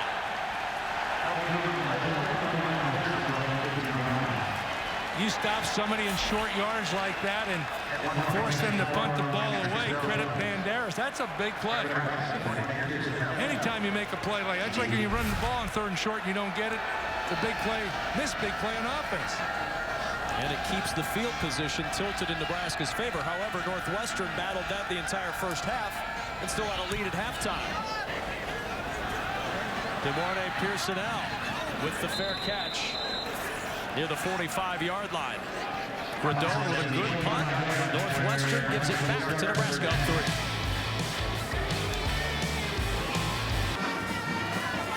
(17-14) Northwestern with the lead over Nebraska. 9:19 to play 3rd quarter. Kevin Kugler, Glenn Mason, Lisa Byington, our BTN crew tonight in Evanston. Their running back comparison, and if you're Tim Beck and you look at those numbers, Nebraska's offensive coordinator, you see Amir Abdullah, 11 carries for 40 yards. What do you do? Well, I'm going to do right now, if I'm Tim Beck, I'm going to go back to Kenny Bell and DeMornay Pearsonell. Those guys are hot. I'm going to keep feeding those guys. He's also gone back to his 2nd offensive line. Price, Condolo, Reeves on the right side as Tommy Armstrong tries to go left, and he goes nowhere. Chichi Araguzzo, who was voted as associate captain by his teammates this week, makes a big play and a loss of 4. Well, you got Colin Ellis hurt, you got Ibrahim Campbell out, and Chichi Araguzzo, he's been playing football around here for a long time at St. Francis de Sales High School in the Columbus, Ohio area, and leading tackler on the team. Big play there.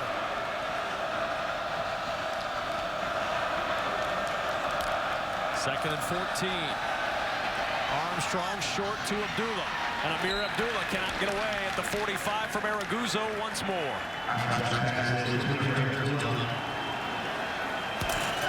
You talk about bend but don't break. Defense at Northwestern and Mike Hankiewicz, they get you the 2nd and long. They're going to give you that all day right there. There's Hankiewicz. Yeah. Gotta like the way his defense is played.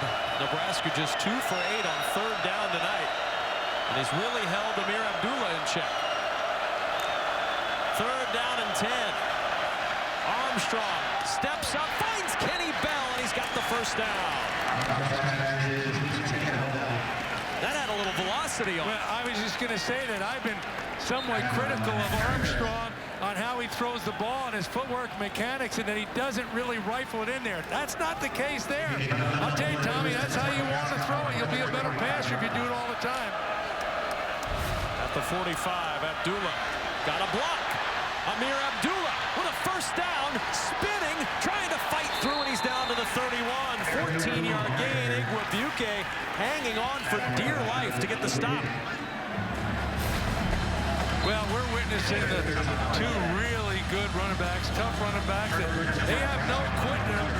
You're going to, you know, the thing about it, you always talk about really good backs, be your own blocker, get whatever you can. Don't go down with the first guy.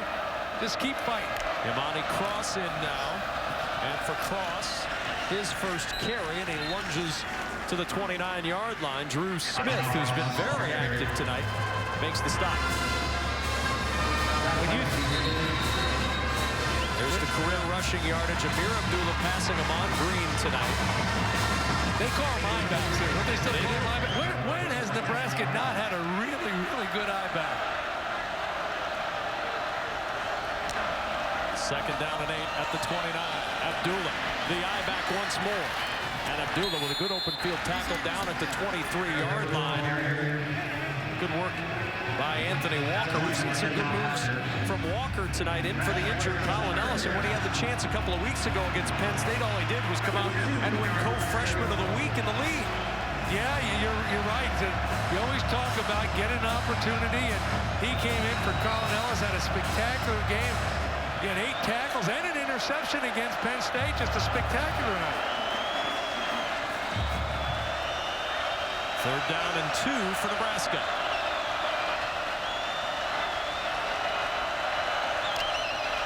Armstrong gonna run it.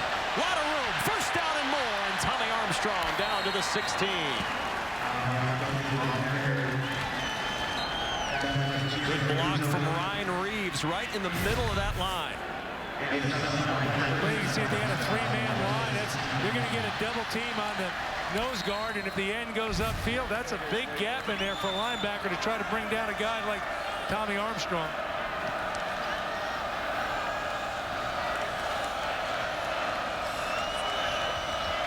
Cotton and Lewis still in on the left side of the line, but from center to the right, it's all changed. Westerkamp in motion. First and 10 at the 16. Armstrong throwing for the end zone, and Westerkamp, and it's deflected away. Matthew Harris diving in front of Westerkamp to spike it into the turf, and it's second down. Yeah, that was a big play by him. A local kid from LaGrange Lyons Township High School. And what's really good is that he understands that the field is, he doesn't get pushed deep. He knows that Westerkamp's going to have to cut it off so he can squeeze the coverage. Good coverage. Second down and 10. Abdullah at the top of the screen. They swing it out to Newby on the outside, and Newby goes nowhere. Nick Van Hoos was waiting, wrapped up Terrell Newby. He'll lose 2. They had I-backs flanked on either side, Mace, and one in the backfield. Terrell Newby, the I-back, to the bottom of the screen. Nowhere to go. Well, to say that Van Hoos smelled that out. I mean, he broke on that just like you're supposed to. Had no chance. Now third and 12 for Nebraska.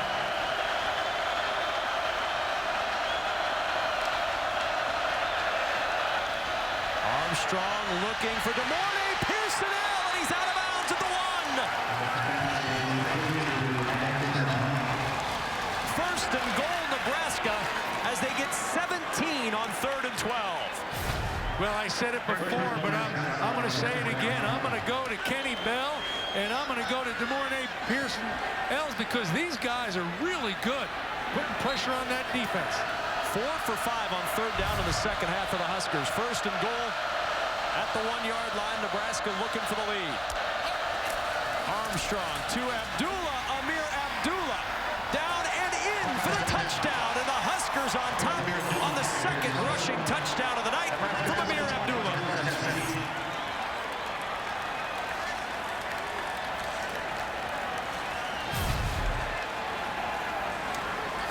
Yeah, Abdullah, he knows, he's going to be shifty sometimes, but he can get down around the goal line. He's just going to get his pad level down low and just look for a crease and muscle his way in there. Impressive drive. 40 career touchdowns now for Amir Abdullah. 11 plays on that drive, 55 yards. And Drew Brown on to make it a 4-point ball game. And it's 21-17 Nebraska with a flag down at on the extra point. So the flag down on the point. Like somebody bumped into Drew Brown.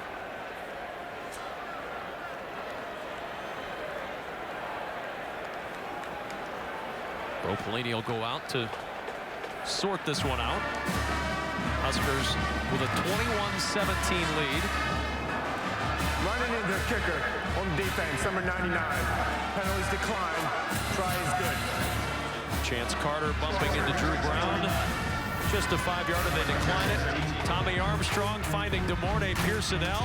Stopped just short at the 1-yard line. Amir Abdullah finishing it off to give Nebraska the 4-point lead. What are you seeing from Tommy Armstrong? Well, he puts the ball in the money here, but sometimes his mechanics aren't very good. You see him step to left field. That's all arm. He gets the ball in the money. But looking at him against Michigan State, just watch him right here. Watch him set his feet, and he goes to throw the ball. Just look at that. The toe is going down there, but the ball is going to the left. You lose all your strength.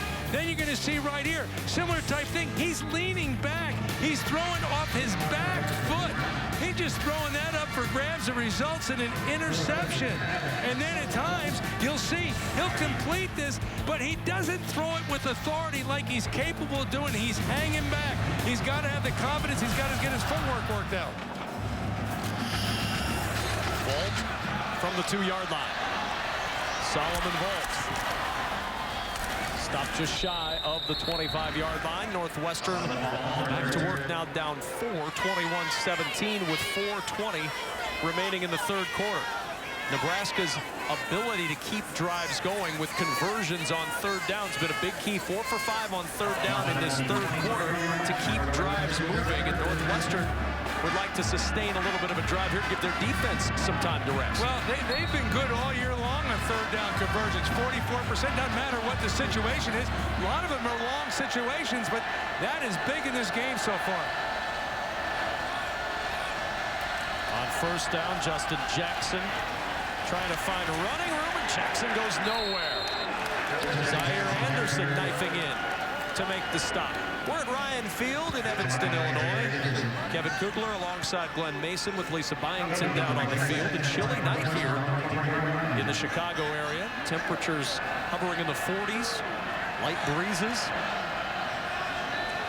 2nd and 10 at the 24. Simeon off play action. Pressure coming late. Simeon dumps it off. Schuler with a little bit of running room, and it closes quickly as he's down just across the 30-yard line. Well, that's not what they really designed. They went for a bubble screen, but the play was defended, and then after it took some time, he saw an open receiver and hit him, but that was a broken play. Banderas and Roach combining on the stop. Trevor Roach back on the field after getting a series off. Miles Schuler still down for Northwestern. 3:36 remaining in the third, and Miles Schuler, who had a career-high 6 catches for 60 yards against Minnesota last week, still down on the field.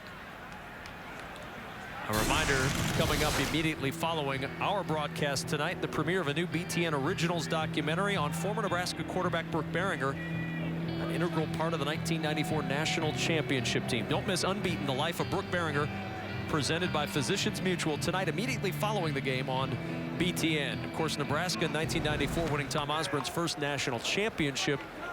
Falling just short in 1993, they came in to the season with the motto of unfinished business, and they finished it in 1994.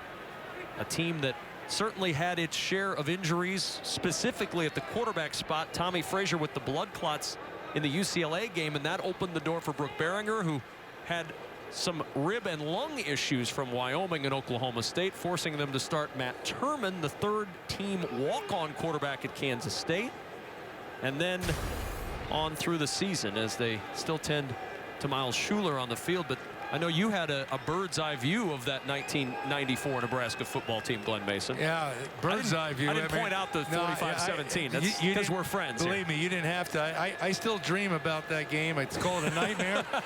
But, you know, getting back, to Brooke, I talked about, I knew him in recruiting, and but so impressed with the quality of the young man, and then watched his career at Nebraska. Now they're still tending to Miles Schuler, and this has turned from what looked like an injury now becoming much more serious of an injury. Let's see if we can see what happened with the junior from Long Branch, New Jersey, Miles Schuler.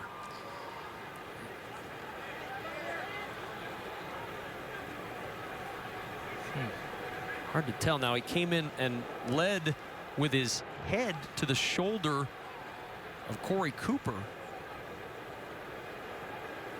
Miles Schuler down at that moment and has not gotten up yet, and they've brought the backboard out now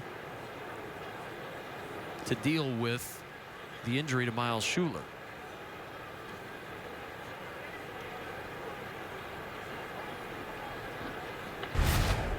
And initially he started to try to get up, and they hustled out quickly to make sure he stayed down. Bo Pelini and Pat Fitzgerald are both out on the field talking near the 30-yard line, and both of these guys played the game obviously at a high level, and both are very concerned about everybody on the field. While the coaches talk and while the fans look on, we'll take a short break with Nebraska leading by 4. Obvious concern on the face of Northwestern head coach Pat Fitzgerald. His injured player is Miles Schuler. And you hope, as in so many cases, that what we're seeing right now is in large part precautionary, just to make sure that everything is taken care of and that Miles Schuler is going to be just fine. You know, that's the way it should be, and you're right. Let's keep our fingers crossed, and all injuries are potentially bad injuries, but you know, sometimes, you know, they let's say, in the sake of being very cautious, they overreact, and that's exactly what they should do, and let's hope that's what it is. Miles Schuler came in tonight second on the team in all-purpose yardage. Came in as a transfer from Rutgers, and it's hard to see exactly what would have happened here.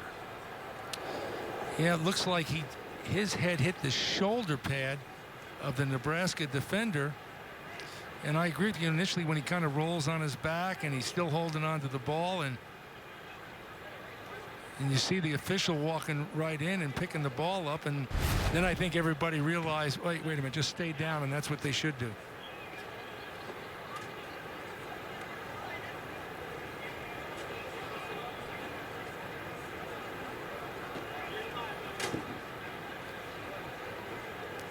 Everybody's thoughts certainly with Miles Schuler right now. You know, football, first and foremost, is a game of respect.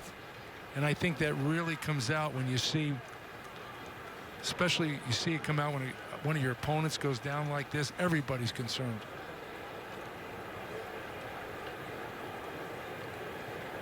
Certainly one of the hardest parts, I would think, and I will defer to you on this, of being a head coach is having to help your kids through injuries. But as a coach, how do you help the remainder of the team overcome seeing one of their teammates go down? Because there's still football to be played, and we do know that the game will eventually go on as soon as Miles Schuler is appropriately tended to.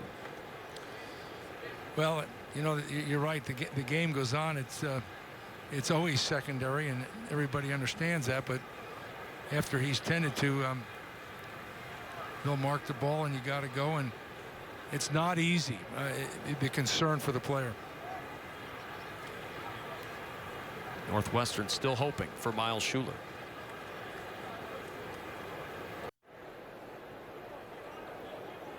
Miles Schuler being placed on the stretcher there to get him, gurney to get him off the field and get him into medical care. And again, certainly not going to speculate on any kind of injury. You know, it's something that they deem serious, but they are also taking every precaution just to make sure that Miles Schuler is going to be okay.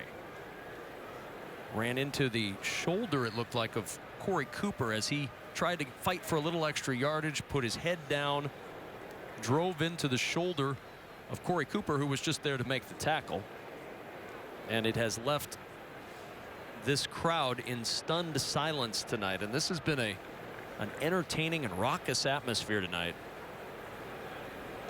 that is now filled with much concern at the condition of Miles Schuler.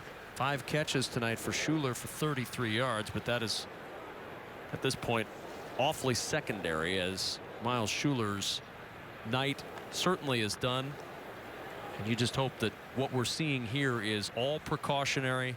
They'll get him in, they'll tend to him, and all will be just fine.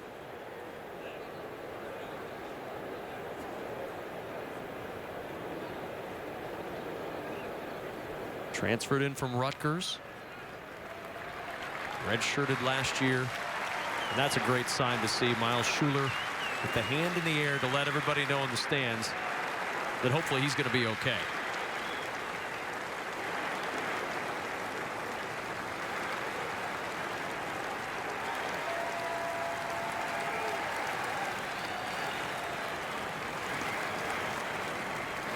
So Miles Schuler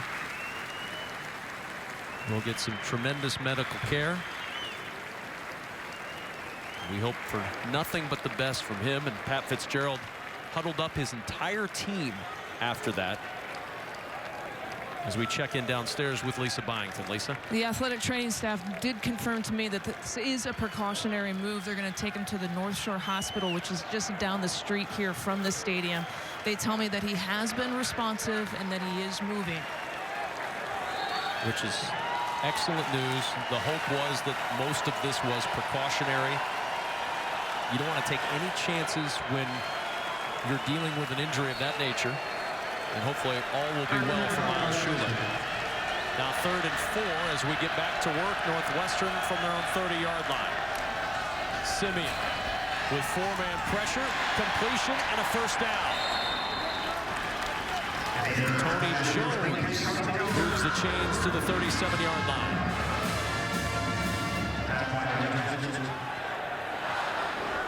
Josh Mitchell on the coverage here, and he was upset about something, and it seemed like a basic crossing route to me. 37-yard line, first down. Justin Jackson finds a crease. Justin Jackson with another first down. Just shy of midfield. Corey Cooper on the tackle. And a 13-yard gain on the play. Well, so much of this offense starts looking like it's a pass, and then it's a run out of the shotgun snap, and the hand back to Jackson going back across the grain. From midfield on first down. The screen set up to Jones. Tony Jones not able to get away from Nathan Gary. 2-yard pickup on the play. Randy Gregory down after the play for Nebraska. We saw him down earlier in the game, left for a play, came back. Randy Gregory down after rushing Simeon.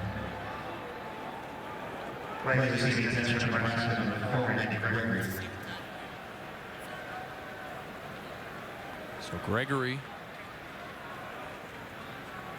who went down in the first half, was out for just one play, then came back in. Randy Gregory down once more.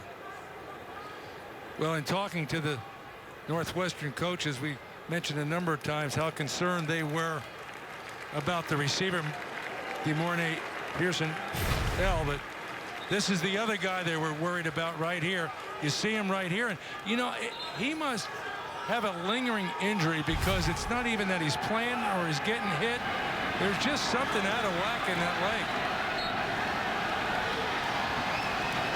Second down and 8 at the Nebraska 48-yard line.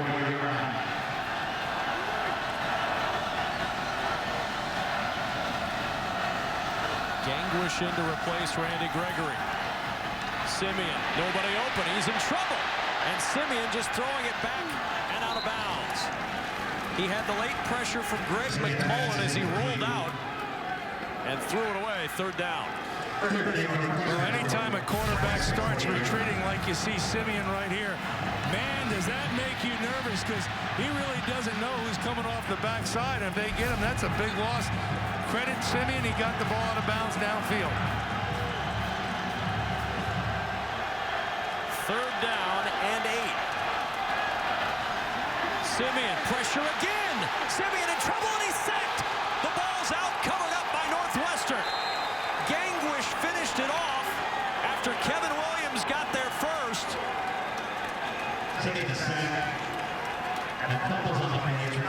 Paul Jorgensen recovered the fumble after the sack to keep it in Northwestern's hands. Well, they just ran a little line stunt on the right side of the defensive line, and the offensive line for Northwestern didn't pick it up and lose field position, but luckily they didn't lose that football.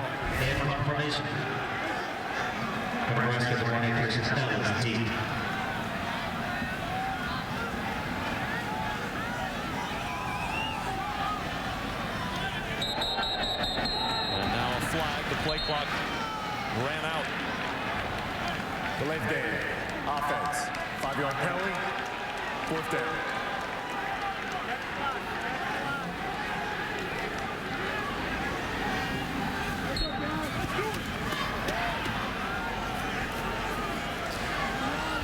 I know Pat Fitzgerald's holding his breath on every punt. DeBornay Pearsonell calls for the fair catch and makes it. That was a late sort of fair catch call from DeBornay Pearsonell. Marcus McShepard peeled off at the last moment. Nebraska with the football.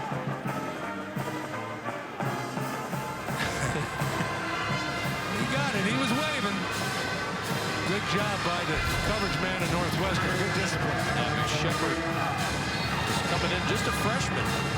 Marcus McShepard able to peel off the last moment. Now Nebraska with the lead and the ball.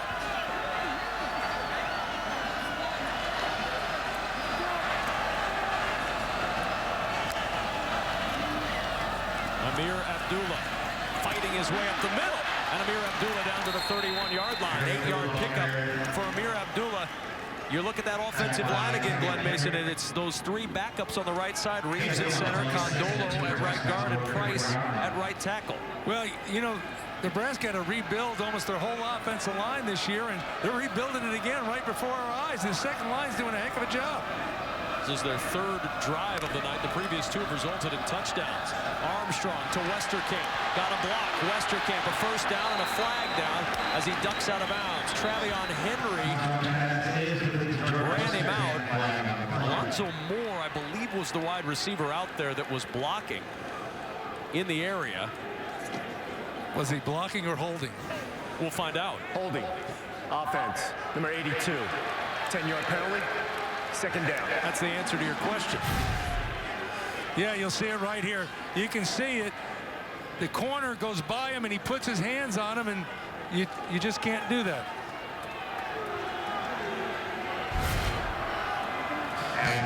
You got to stay square when you're the wide receiver trying to block a cornerback. You block him with your feet. Get those feet moving. 2nd down and 7 after the penalty. Armstrong swings it to Terrell Newby. Newby closing in on the 30-yard line, stopped just short. 3 yards shy of a Nebraska first down. That may be the final play of the 3rd quarter. Then again, it may not. They came back with the same play just to the other side. They're going to put the brakes on this one. Nebraska's coaches are telling Tommy Armstrong and company, don't snap it again. We're going to move to the 4th quarter. That's exactly what will happen here in Evanston. 3 years of games between these 2 teams. 1 point separated them. We head to the 4th quarter in year number 4 of the Nebraska-Northwestern series. 4 points separating these 2 teams, Northwestern and Nebraska, with the Huskers leading by 4 on the road at the end of 3. And a thumbs up for Mr. Schuler. 4th quarter about to begin here in Evanston, Illinois. And interestingly enough, to get the crowd fired up here, Glenn Mason, a moment ago, they had a Chicago Bull on the screen in Northwestern gear. Creighton's Doug McDermott getting the Northwestern fans filed up now that he is a Chicago Bull. 3rd down and 3. Armstrong to Moore, and Alonzo Moore with a first down across the 45 and down at the 47, a 17-yard pickup. Travion Henry with the tackle.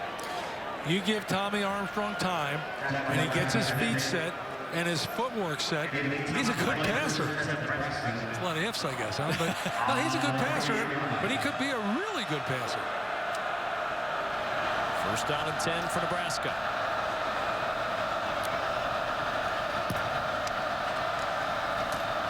Amir Abdullah. And Abdullah nowhere to go. Maybe a yard to the 49-yard line. Dean Lowry on the tackle for Northwestern.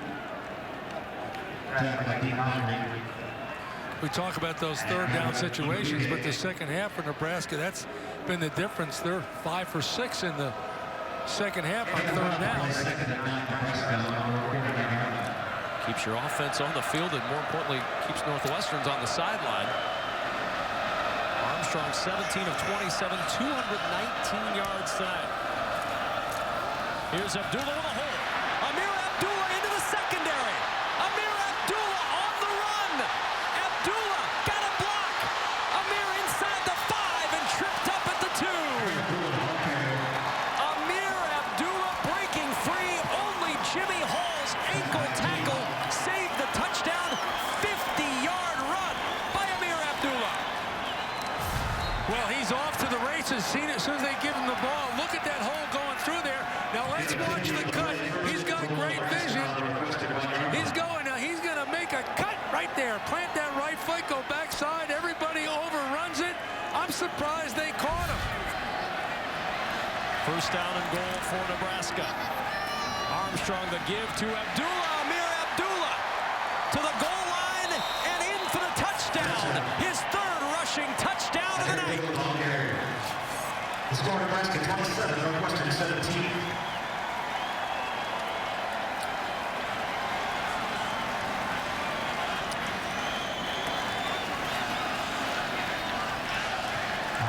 And Glenn Mason, I know you're an offensive line guy. That's 3 drives for the backup right side of the offensive line and 3 touchdowns. You mean the former backup offensive line?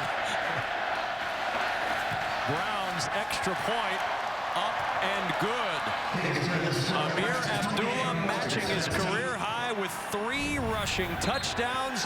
This 50-yard run springing Amir Abdullah. And Amir Abdullah at the end of this 50-yard run still had enough left in the tank to take it in from 2 yards out for the score.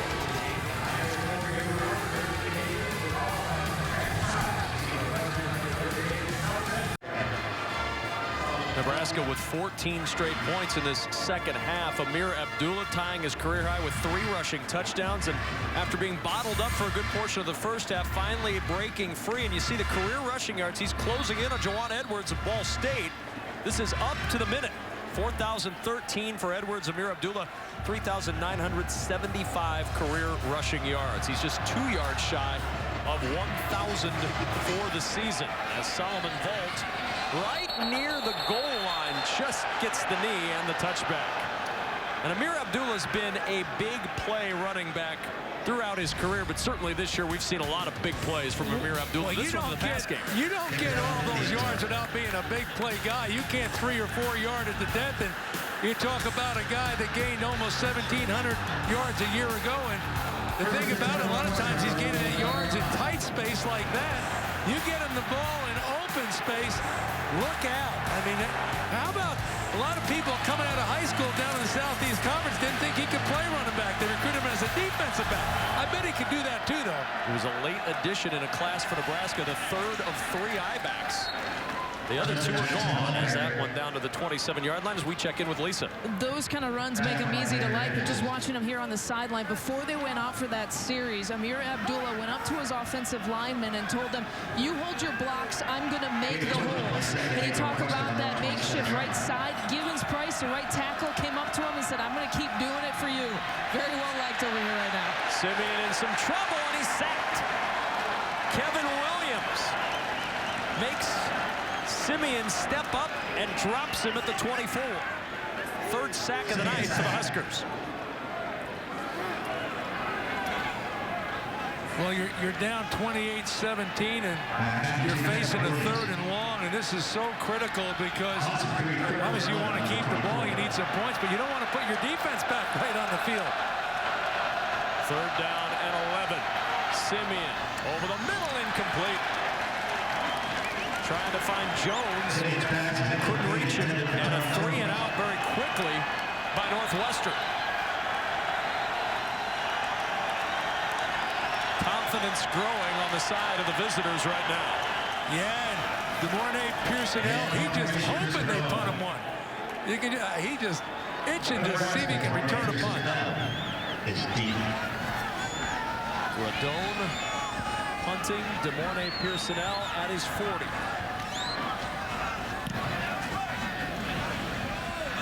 Good punt again. DeMornay Pearson now calls fair catch, and he gets blasted. That'll be a penalty against Northwestern. Marcus McShepard, who avoided him last time, couldn't avoid him here. Huskers are going to keep running. They've got the football after that punt trickled away. Joey Felici all the way in for what he thinks is a touchdown. The problem, none of the officials followed him. This play was over. Yeah, they blew the whistle. Kick, catch, and interference. Number 17. 15-yard penalty. Automatic first down. Bo Pelini arguing, wait a minute, why did that play stop after DeMornay Pearson-El called fair catch, got blown up? Huskers going to have the football. Joey Felici will not have a touchdown. Marcus McShepard could not avoid DeMornay Pearson-El this time. Huskers with good field position. Beautiful shot of one of the best cities in America. 28-17 Nebraska with the lead immediately following our broadcast tonight. Don't forget the premiere of a new BTN Originals documentary on former Nebraska quarterback Brooke Berringer. Unbeaten, the life of Brooke Berringer immediately following our game tonight on BTN. From the 47, first down. Amir Abdullah. Abdullah into Northwestern territory. He's got a first down to the 42-yard line. Amir Abdullah over 1,000 yards for the season. He's done it now in 7 games. First player to do that in Lincoln since Lawrence Phillips in 1994. The first player ever with 3 years of 1,000 yards rushing. Amir Abdullah knifing forward to the 38 for 4 more. Greg Kuhar on the stop. He looks like he's getting quicker and stronger as this game goes. He wants the ball. You can see in his eyes. Come on, Bo. Give me the ball. Let's go. Finding some lanes that may not have been there earlier. Abdullah again. Up the middle. Banging off a would-be tackler and down to the 28-yard line. Igwebuike finally able to bring Amir Abdullah down, but he's getting stronger. Just watch right here. You know, these are tough yards, but he makes the cut and he sees inevitably he can't sidestep anybody, so he takes the fight to the defender. Monty Cross in to give Amir Abdullah a breather. First and 10, Nebraska at the 28-yard line of Northwestern. Moore in motion. The give is to Cross, and Amani Cross trying the right side and finding 5 yards to the 23. Still that same Reeves-Condolo-Price combination on the right side. They're finding some running room behind those guys. Yeah, those other guys that are sitting on the bench, you know what they're saying to each other? You know, we should have blocked a little better. we got a problem now.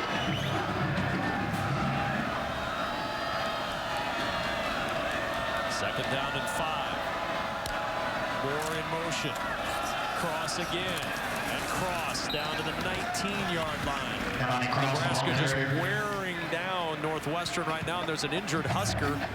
And it's Gibbons Price. And Tommy Armstrong over to help up the big man.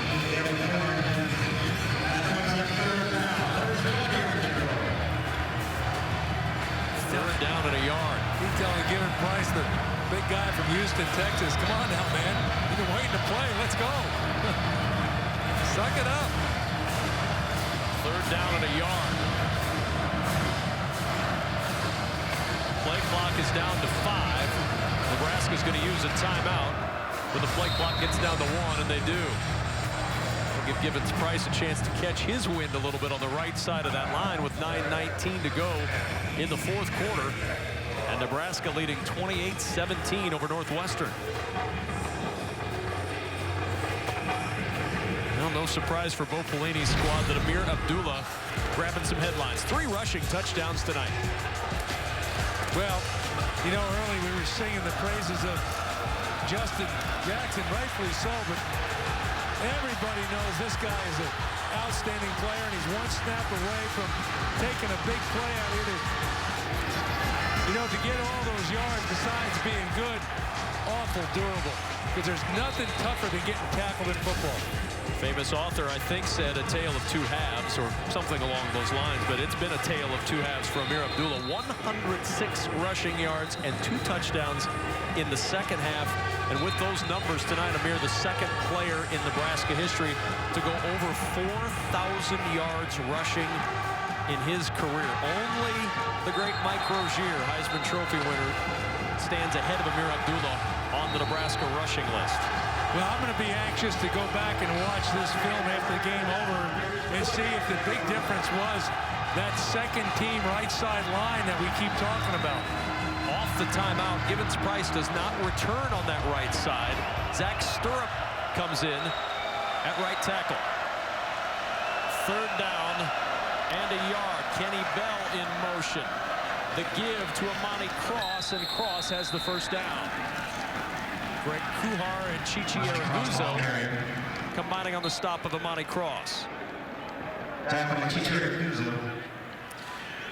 You would expect Nebraska to really start milking the clock. They don't have huddle, but they're not. I would be very surprised if they stay up tempo. The clock becomes your friend.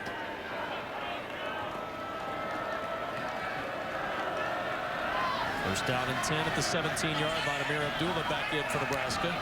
Moore in motion once more. The give to Abdullah. And Ameer Abdullah, no gain on the play. Araguzo with yet another tackle. Fitz told us the other day that Chichi Araguzo played the best game of the year last week. He's made a lot of big plays again tonight for this Northwestern defense. Well, he's a guy that's, I mean, he's been around forever. It seems like we've been calling his name. And, you know, you have to have a guy. They have a couple starters out. Good play. Veteran starters out on defense. And he has really picked his game up. Big for Northwestern's defense to hold Nebraska to a field goal attempt here. Keep it a 2-score game. Tommy Armstrong on the keep. Hurdling a man. Armstrong lunging for the goal line, and he's in for the touchdown. Spectacular run by Tommy Armstrong, soaring for 6.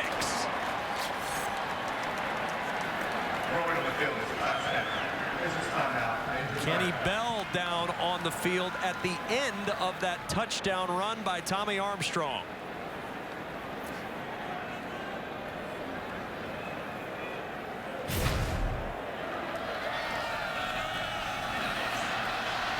The only way you can categorize that as a wild play. I'm going to see you and do you one better.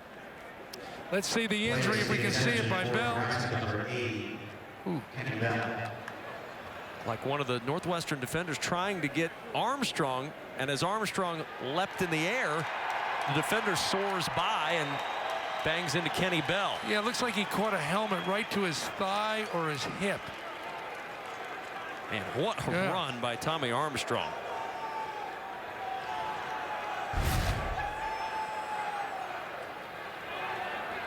Armstrong getting congratulations on the sideline. Nebraska's Kenny Bell up and making his way to the sideline now. Now they're going to take another look at this just to see if Tommy Armstrong did get in. The rule in the field is a touchdown. The previous play is under further review. You know, you saw Kenny Bell get injured there or hurt for a second, and the tough thing about getting wide receivers to block, you know, is right there. They can't see the action come behind them. What they really worry about is when somebody rolls up behind them, their legs, especially when they're on the line of scrimmage. I'd say he's a little short. Indisputable video evidence, always the criteria used to overturn a ruling on the field. The ruling on the field was touchdown. He might have got that. All you have to do is get any part of that line. They've had a quick look at it, and they're going to make the ruling right away. Was down prior to enter the end zone. Be first and goal at the half-yard line. So the call is reversed, and it takes a very special highlight play away from Tommy Armstrong. Yeah. It was still spectacular. Not for a score. So do you quarterback sneaking now, or do you give Ameer Abdullah as Kenny Bell heads over limping a little bit? to give Amir Abdullah a chance for a career-high 4 rushing touchdowns. First and goal, Nebraska on the Northwestern 1 yard line. Well, they're not going to sneak it. He's in the gun.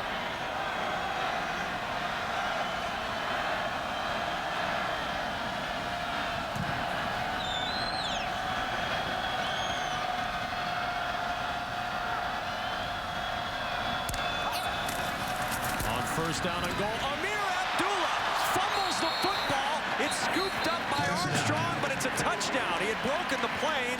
Nebraska's on the board with the 6 points they thought they had a moment ago. Just a different guy. Amir Abdullah, the ball carrier. The score, Nebraska 34, Northwestern 17. Man, does he hit low and strong. He was well into the end zone before the ball came out. 4th rushing touchdown for Amir Abdullah, a new career high. Drew Brown on for the extra point. And an absolutely devastating drive for Northwestern's chances, Glenn Mason. They needed to hold Nebraska to a field goal. Now a very steep hill to climb with 7:36 to play. Nebraska doing it on the ground. Tommy Armstrong thought he had 6. It was reversed, so give it to number 8 4 times tonight. He's found the end zone. Nebraska with a 35-17 lead. The story in the second half has been Nebraska and Amir Abdullah. 21-0. The Huskers have outscored Northwestern after trailing at halftime 17-14. Northwestern after the short kickoff from the 8-yard line. Volt trying to spring to the outside, and Nebraska is there. Banderas with the tackle at the 16-yard line. Northwestern's 12th drive of the night, Glenn Mason, is starting right now. 11 now of the 12 drives have started inside their own 25-yard line. Field position has not been the friend of the Wildcats. No, they've been playing, mentioned it before, in the long side of the field all night. For the most part, Nebraska's had the short side of it. You have to move the chains. You have to use a good kicking game, and that hasn't been the case. Simeon over the middle and off the fingertips of Jones. That had the opportunity to be a really big play. That was Stephen Buckley who had a chance on that one. On our Duluth Trading hardest working player, Justin Jackson, 22 carries, 128 yards, 2 touchdowns, 3rd straight game over the century mark. 2nd and 10. Simeon wanted to swing it to Jackson. He was covered, and Kevin Williams making another big play. Simeon sacked. Williams missed all of last season with a knee injury and has made a huge impact with a pair of sacks tonight. Yeah, watch Simeon here. It looks like he's going for the screen, and there's no receiver there, so he has to eat the ball. 3rd down and 24. And movement early. Going to cost about a yard. False start. Offense, number 57. Half the distance to the goal. 3rd down. Well, you'll see it right here on when he goes to throw the ball, and you'll see him come right off there. I couldn't see where he lined up initially, but I really think that was a miscommunication on Northwestern's side, because they were looking for the screen pass, and he had no place to go to.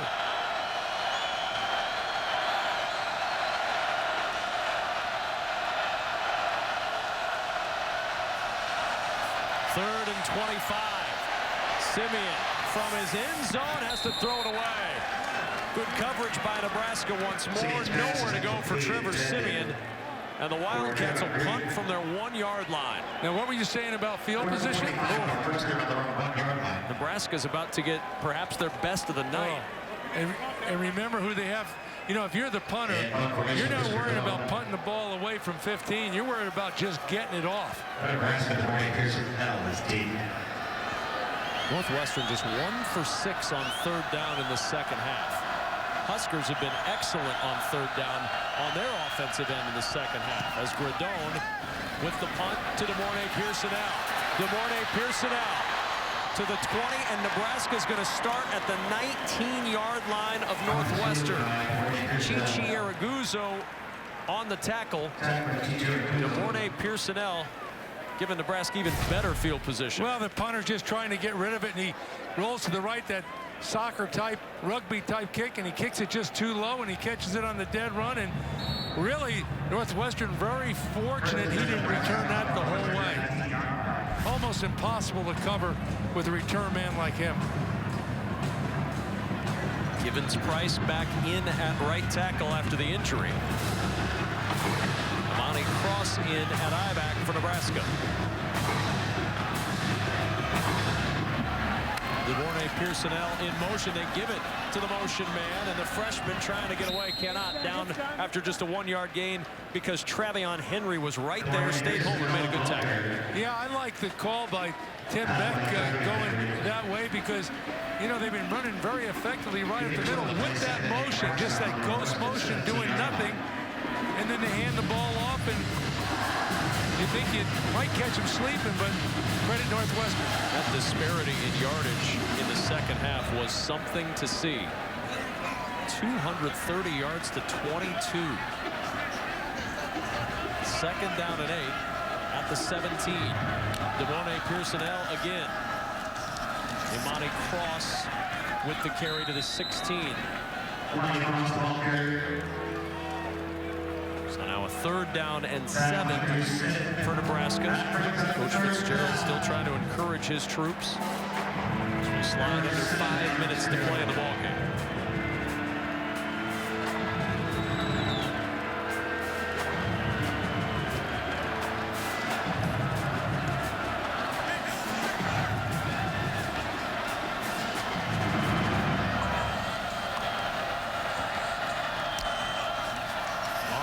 Fumbles the snap. Tommy Armstrong gonna just throw it away. Pretty good composure by the sophomore quarterback Tommy Armstrong. Got rid of it and avoided a big loss. Yeah, don't take a problem and turn it into a bigger problem. Sometimes you drop the ball like that and you can pick it up and you might be off to the races running it, but more often than not, if you throw it late, you're going to regret it. 33-yard field goal try for Brown, who missed one earlier from 39. 8 for 11 on the year, as long as 44. And Brown's kick tailing to the left side, and it is good. Sneaks in for 3 for Drew Brown. And a 38-17 Nebraska lead with 4:28 to play.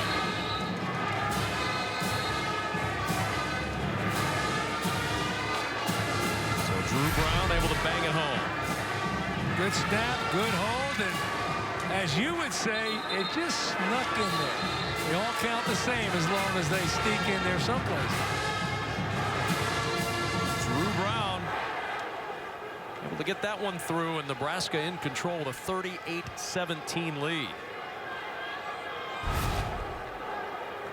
Huskers started slow tonight. Northwestern gets a lot of credit for that, but in this second half, the Huskers pouring it on. Glenn Mason, a 24-point burst for Nebraska in the second half, and they've shut out Northwestern in the second half. Well, 4 straight possessions with points for the Huskers as Volt fields from the 5-yard line. Volt to the 20. And Volt down to the 25-yard line. Trevor Roach on the tackle for Nebraska. And our John Deere Gator game-changing performance. I think when you rush for 4 touchdowns and you're Amir Abdullah and that's your career high, you win the Gator game-changing performance nod tonight. Congratulations to Amir Abdullah. What a night he had, especially in the second half, Glenn Mason. Yeah, I don't know what he ate or drank at halftime, but really, watching him play, it looks like he has gotten absolutely stronger as this game has gone on. Trayvon Green in at running back now for Northwestern. Simeon, pass deflected at the line and incomplete. Randy Gregory back out there after a couple of dings tonight. Gregory comes out for the deflection. You talk about first half and second half and the statistics. We're talking the first half, some of those drives that Northwestern was putting together, you know, and you're doing that, you're gaining some field position and you're keeping Nebraska on the sidelines. 2nd and 10 at the 25-yard line. Dickerson at the 30 and brought down at the 31 by Daniel Davey. Cameron Dickerson trying to break free, but Davey, who came back after getting injured against Michigan State, makes the tackle. 3rd down and 4 at the 31. Simeon with time, and it's incomplete. Looking for Tony Jones, crossing over the middle. He had Courtney Love on his hip, the freshman linebacker, and it's 4th down. Well, they better be careful because that safety, Nate Gary's back there, and he just eyeballs. Sooner or later, he's going to jump that deep crossing route. I could see it right there. He thought, you know, I should have got under that. 4th down and 4 at the 31. Northwestern will go. And a stop and a timeout taken by Nebraska. Timeout, Nebraska. So 2nd and a half. It's been an active defensive timeout night for Bo Pelini and the Huskers as they use this one on 4th and 4 for the Wildcats. Second half has belonged to Nebraska. They trailed 17-14 at halftime. In your opinion, what was the biggest difference for Nebraska's turnaround in this second half? Well, I think it was the key to the game that we talked about at the opening. It was re-establishing the running attack, and it probably took them a little bit longer to re-establish it to their standards. You got to remember, Nebraska's a team that coming in this game is running the ball for over 300 yards per game, and that's what they look like the second half. Be sure you stick around following our broadcast tonight of Nebraska Northwestern Unbeaten, the life of Brooke Behringer, our BTN original documentary coming up after the game. It has been a long time in process with the great crew over BTN putting that together, and it is well worth their efforts. It's a tremendous show. You are going to, as Glenn Mason said earlier, want a box of Kleenex nearby. 4th and 4 at the 31, pressure up the middle. Simeon has to get rid of it. The pass incomplete, and here comes a flag. Tony Jones, the intended receiver, Daniel Davey, looked like he had a hold of Jones as he tried to make his break. Pass interference. Defense, number 23. Automatic, 1st down. Well, let's watch it right here. You see him right there coming off there, and yeah, he puts a little double move. There's no doubt, Daniel Davey, you got called cheating there a little bit. At the 39-yard line, it's 1st down. Simeon, incomplete. Short hopping that one with a couple of receivers in the area. But 2nd down.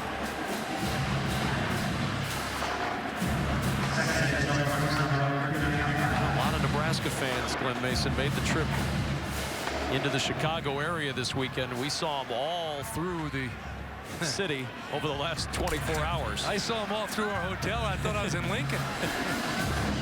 2nd down and 10 at the 39. Simeon airing it deep for the sideline, and almost a tremendous catch diving to the sideline by Austin Carr. 3rd down. Well, here's a well-designed pass and throw, and it would have been a tough catch, but he could have made that catch for a big gain. And if it was a tight game, he'd really be sick about it.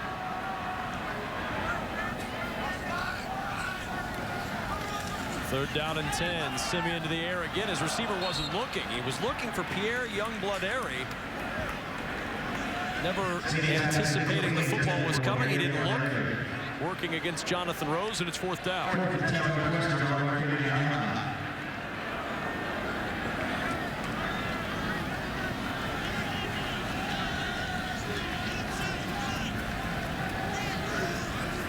Fourth down and 10. They converted on their last 4th down on the Davey pass interference call.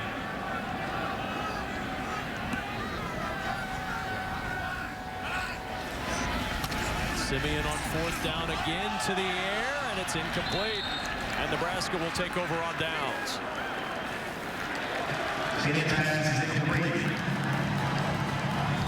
Well, let's go ahead. Glenn Mason, are you ready to put this one in the win column for Nebraska? Yeah, I'll go out on a limb. I'd say Nebraska wins this game. So let's take a look at the updated standings that reference this win for Nebraska. They're 6th of the year. They go to 2-1 in conference. Northwestern 2-2 and 3-4 overall. Huskers will head back home after this for a 2-game homestand, facing off against Rutgers and Purdue. Northwestern, as Riker Fife is in at quarterback, hits the road to take on the Hawkeyes. The give to Terrell Newby, and Newby down to the 33-yard line. So the night done for Tommy Armstrong as the new quarterback, Riker Fife, in the ball game. Sophomore from Grand Island, Nebraska. Well, you saw Minnesota sitting on top of that list, and this week they'll travel to Champaign-Urbana, Illinois to play the Illini. Then they get a week to get ready for the tough home stretch for the Gophers, including a date in Lincoln against the Huskers. Newby again down to the 31-yard line.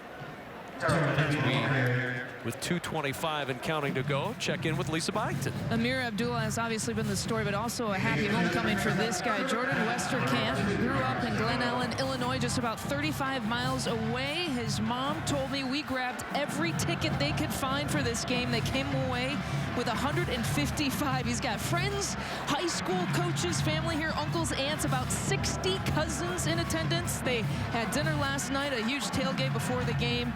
Winner for the longest trip made it from New Orleans. That was one of his uncles, guys. Went from a warmer spot to a much chillier spot to get up here for this one as Newby breaks through a hole on the right side and is down with a first down inside the 23. Drew Smith on the tackle for Northwestern. Jordan Westerkamp's a guy that Pat Fitzgerald thought he was going to have on his sideline as a Northwestern Wildcat. They thought they were going to get this kind of production on their sideline. Well, you won't believe this one. In front, in behind the back. Some guys make plays, some guys don't. That's my play of the year so far. That's my favorite. Quiet night for Westerkamp. But Jordan Westerkamp and his Huskers are going to get out of here with a road win. And that's all they care about as Riker Fife takes the knee. Kenny Bell is going to end the night 5 catches shy of Nate Swift's school record. Amir Abdullah passed Amon Green tonight for 2nd all-time on the Husker list and keeps Mike Rozier within shouting distance at least. Under 800 yards to get to Mike Rozier. And we hear the Go Big Red chant. I think I heard that in the hotel last night a couple times. More than once as Riker Fife takes the knee. The 7th road win in the last 9 Big Ten road games for the Huskers. And Nebraska on the road in what has been a close series and comes up with a big-time win on the road, 38-17. Bo Pelini and his squad keeping pace in the Big Ten West. Our final score, Nebraska 38, Northwestern 17. For Glenn Mason and Lisa Byington, I'm Kevin Kugler saying so long from Evanston. Stay tuned. Unbeaten is coming up next on BTN.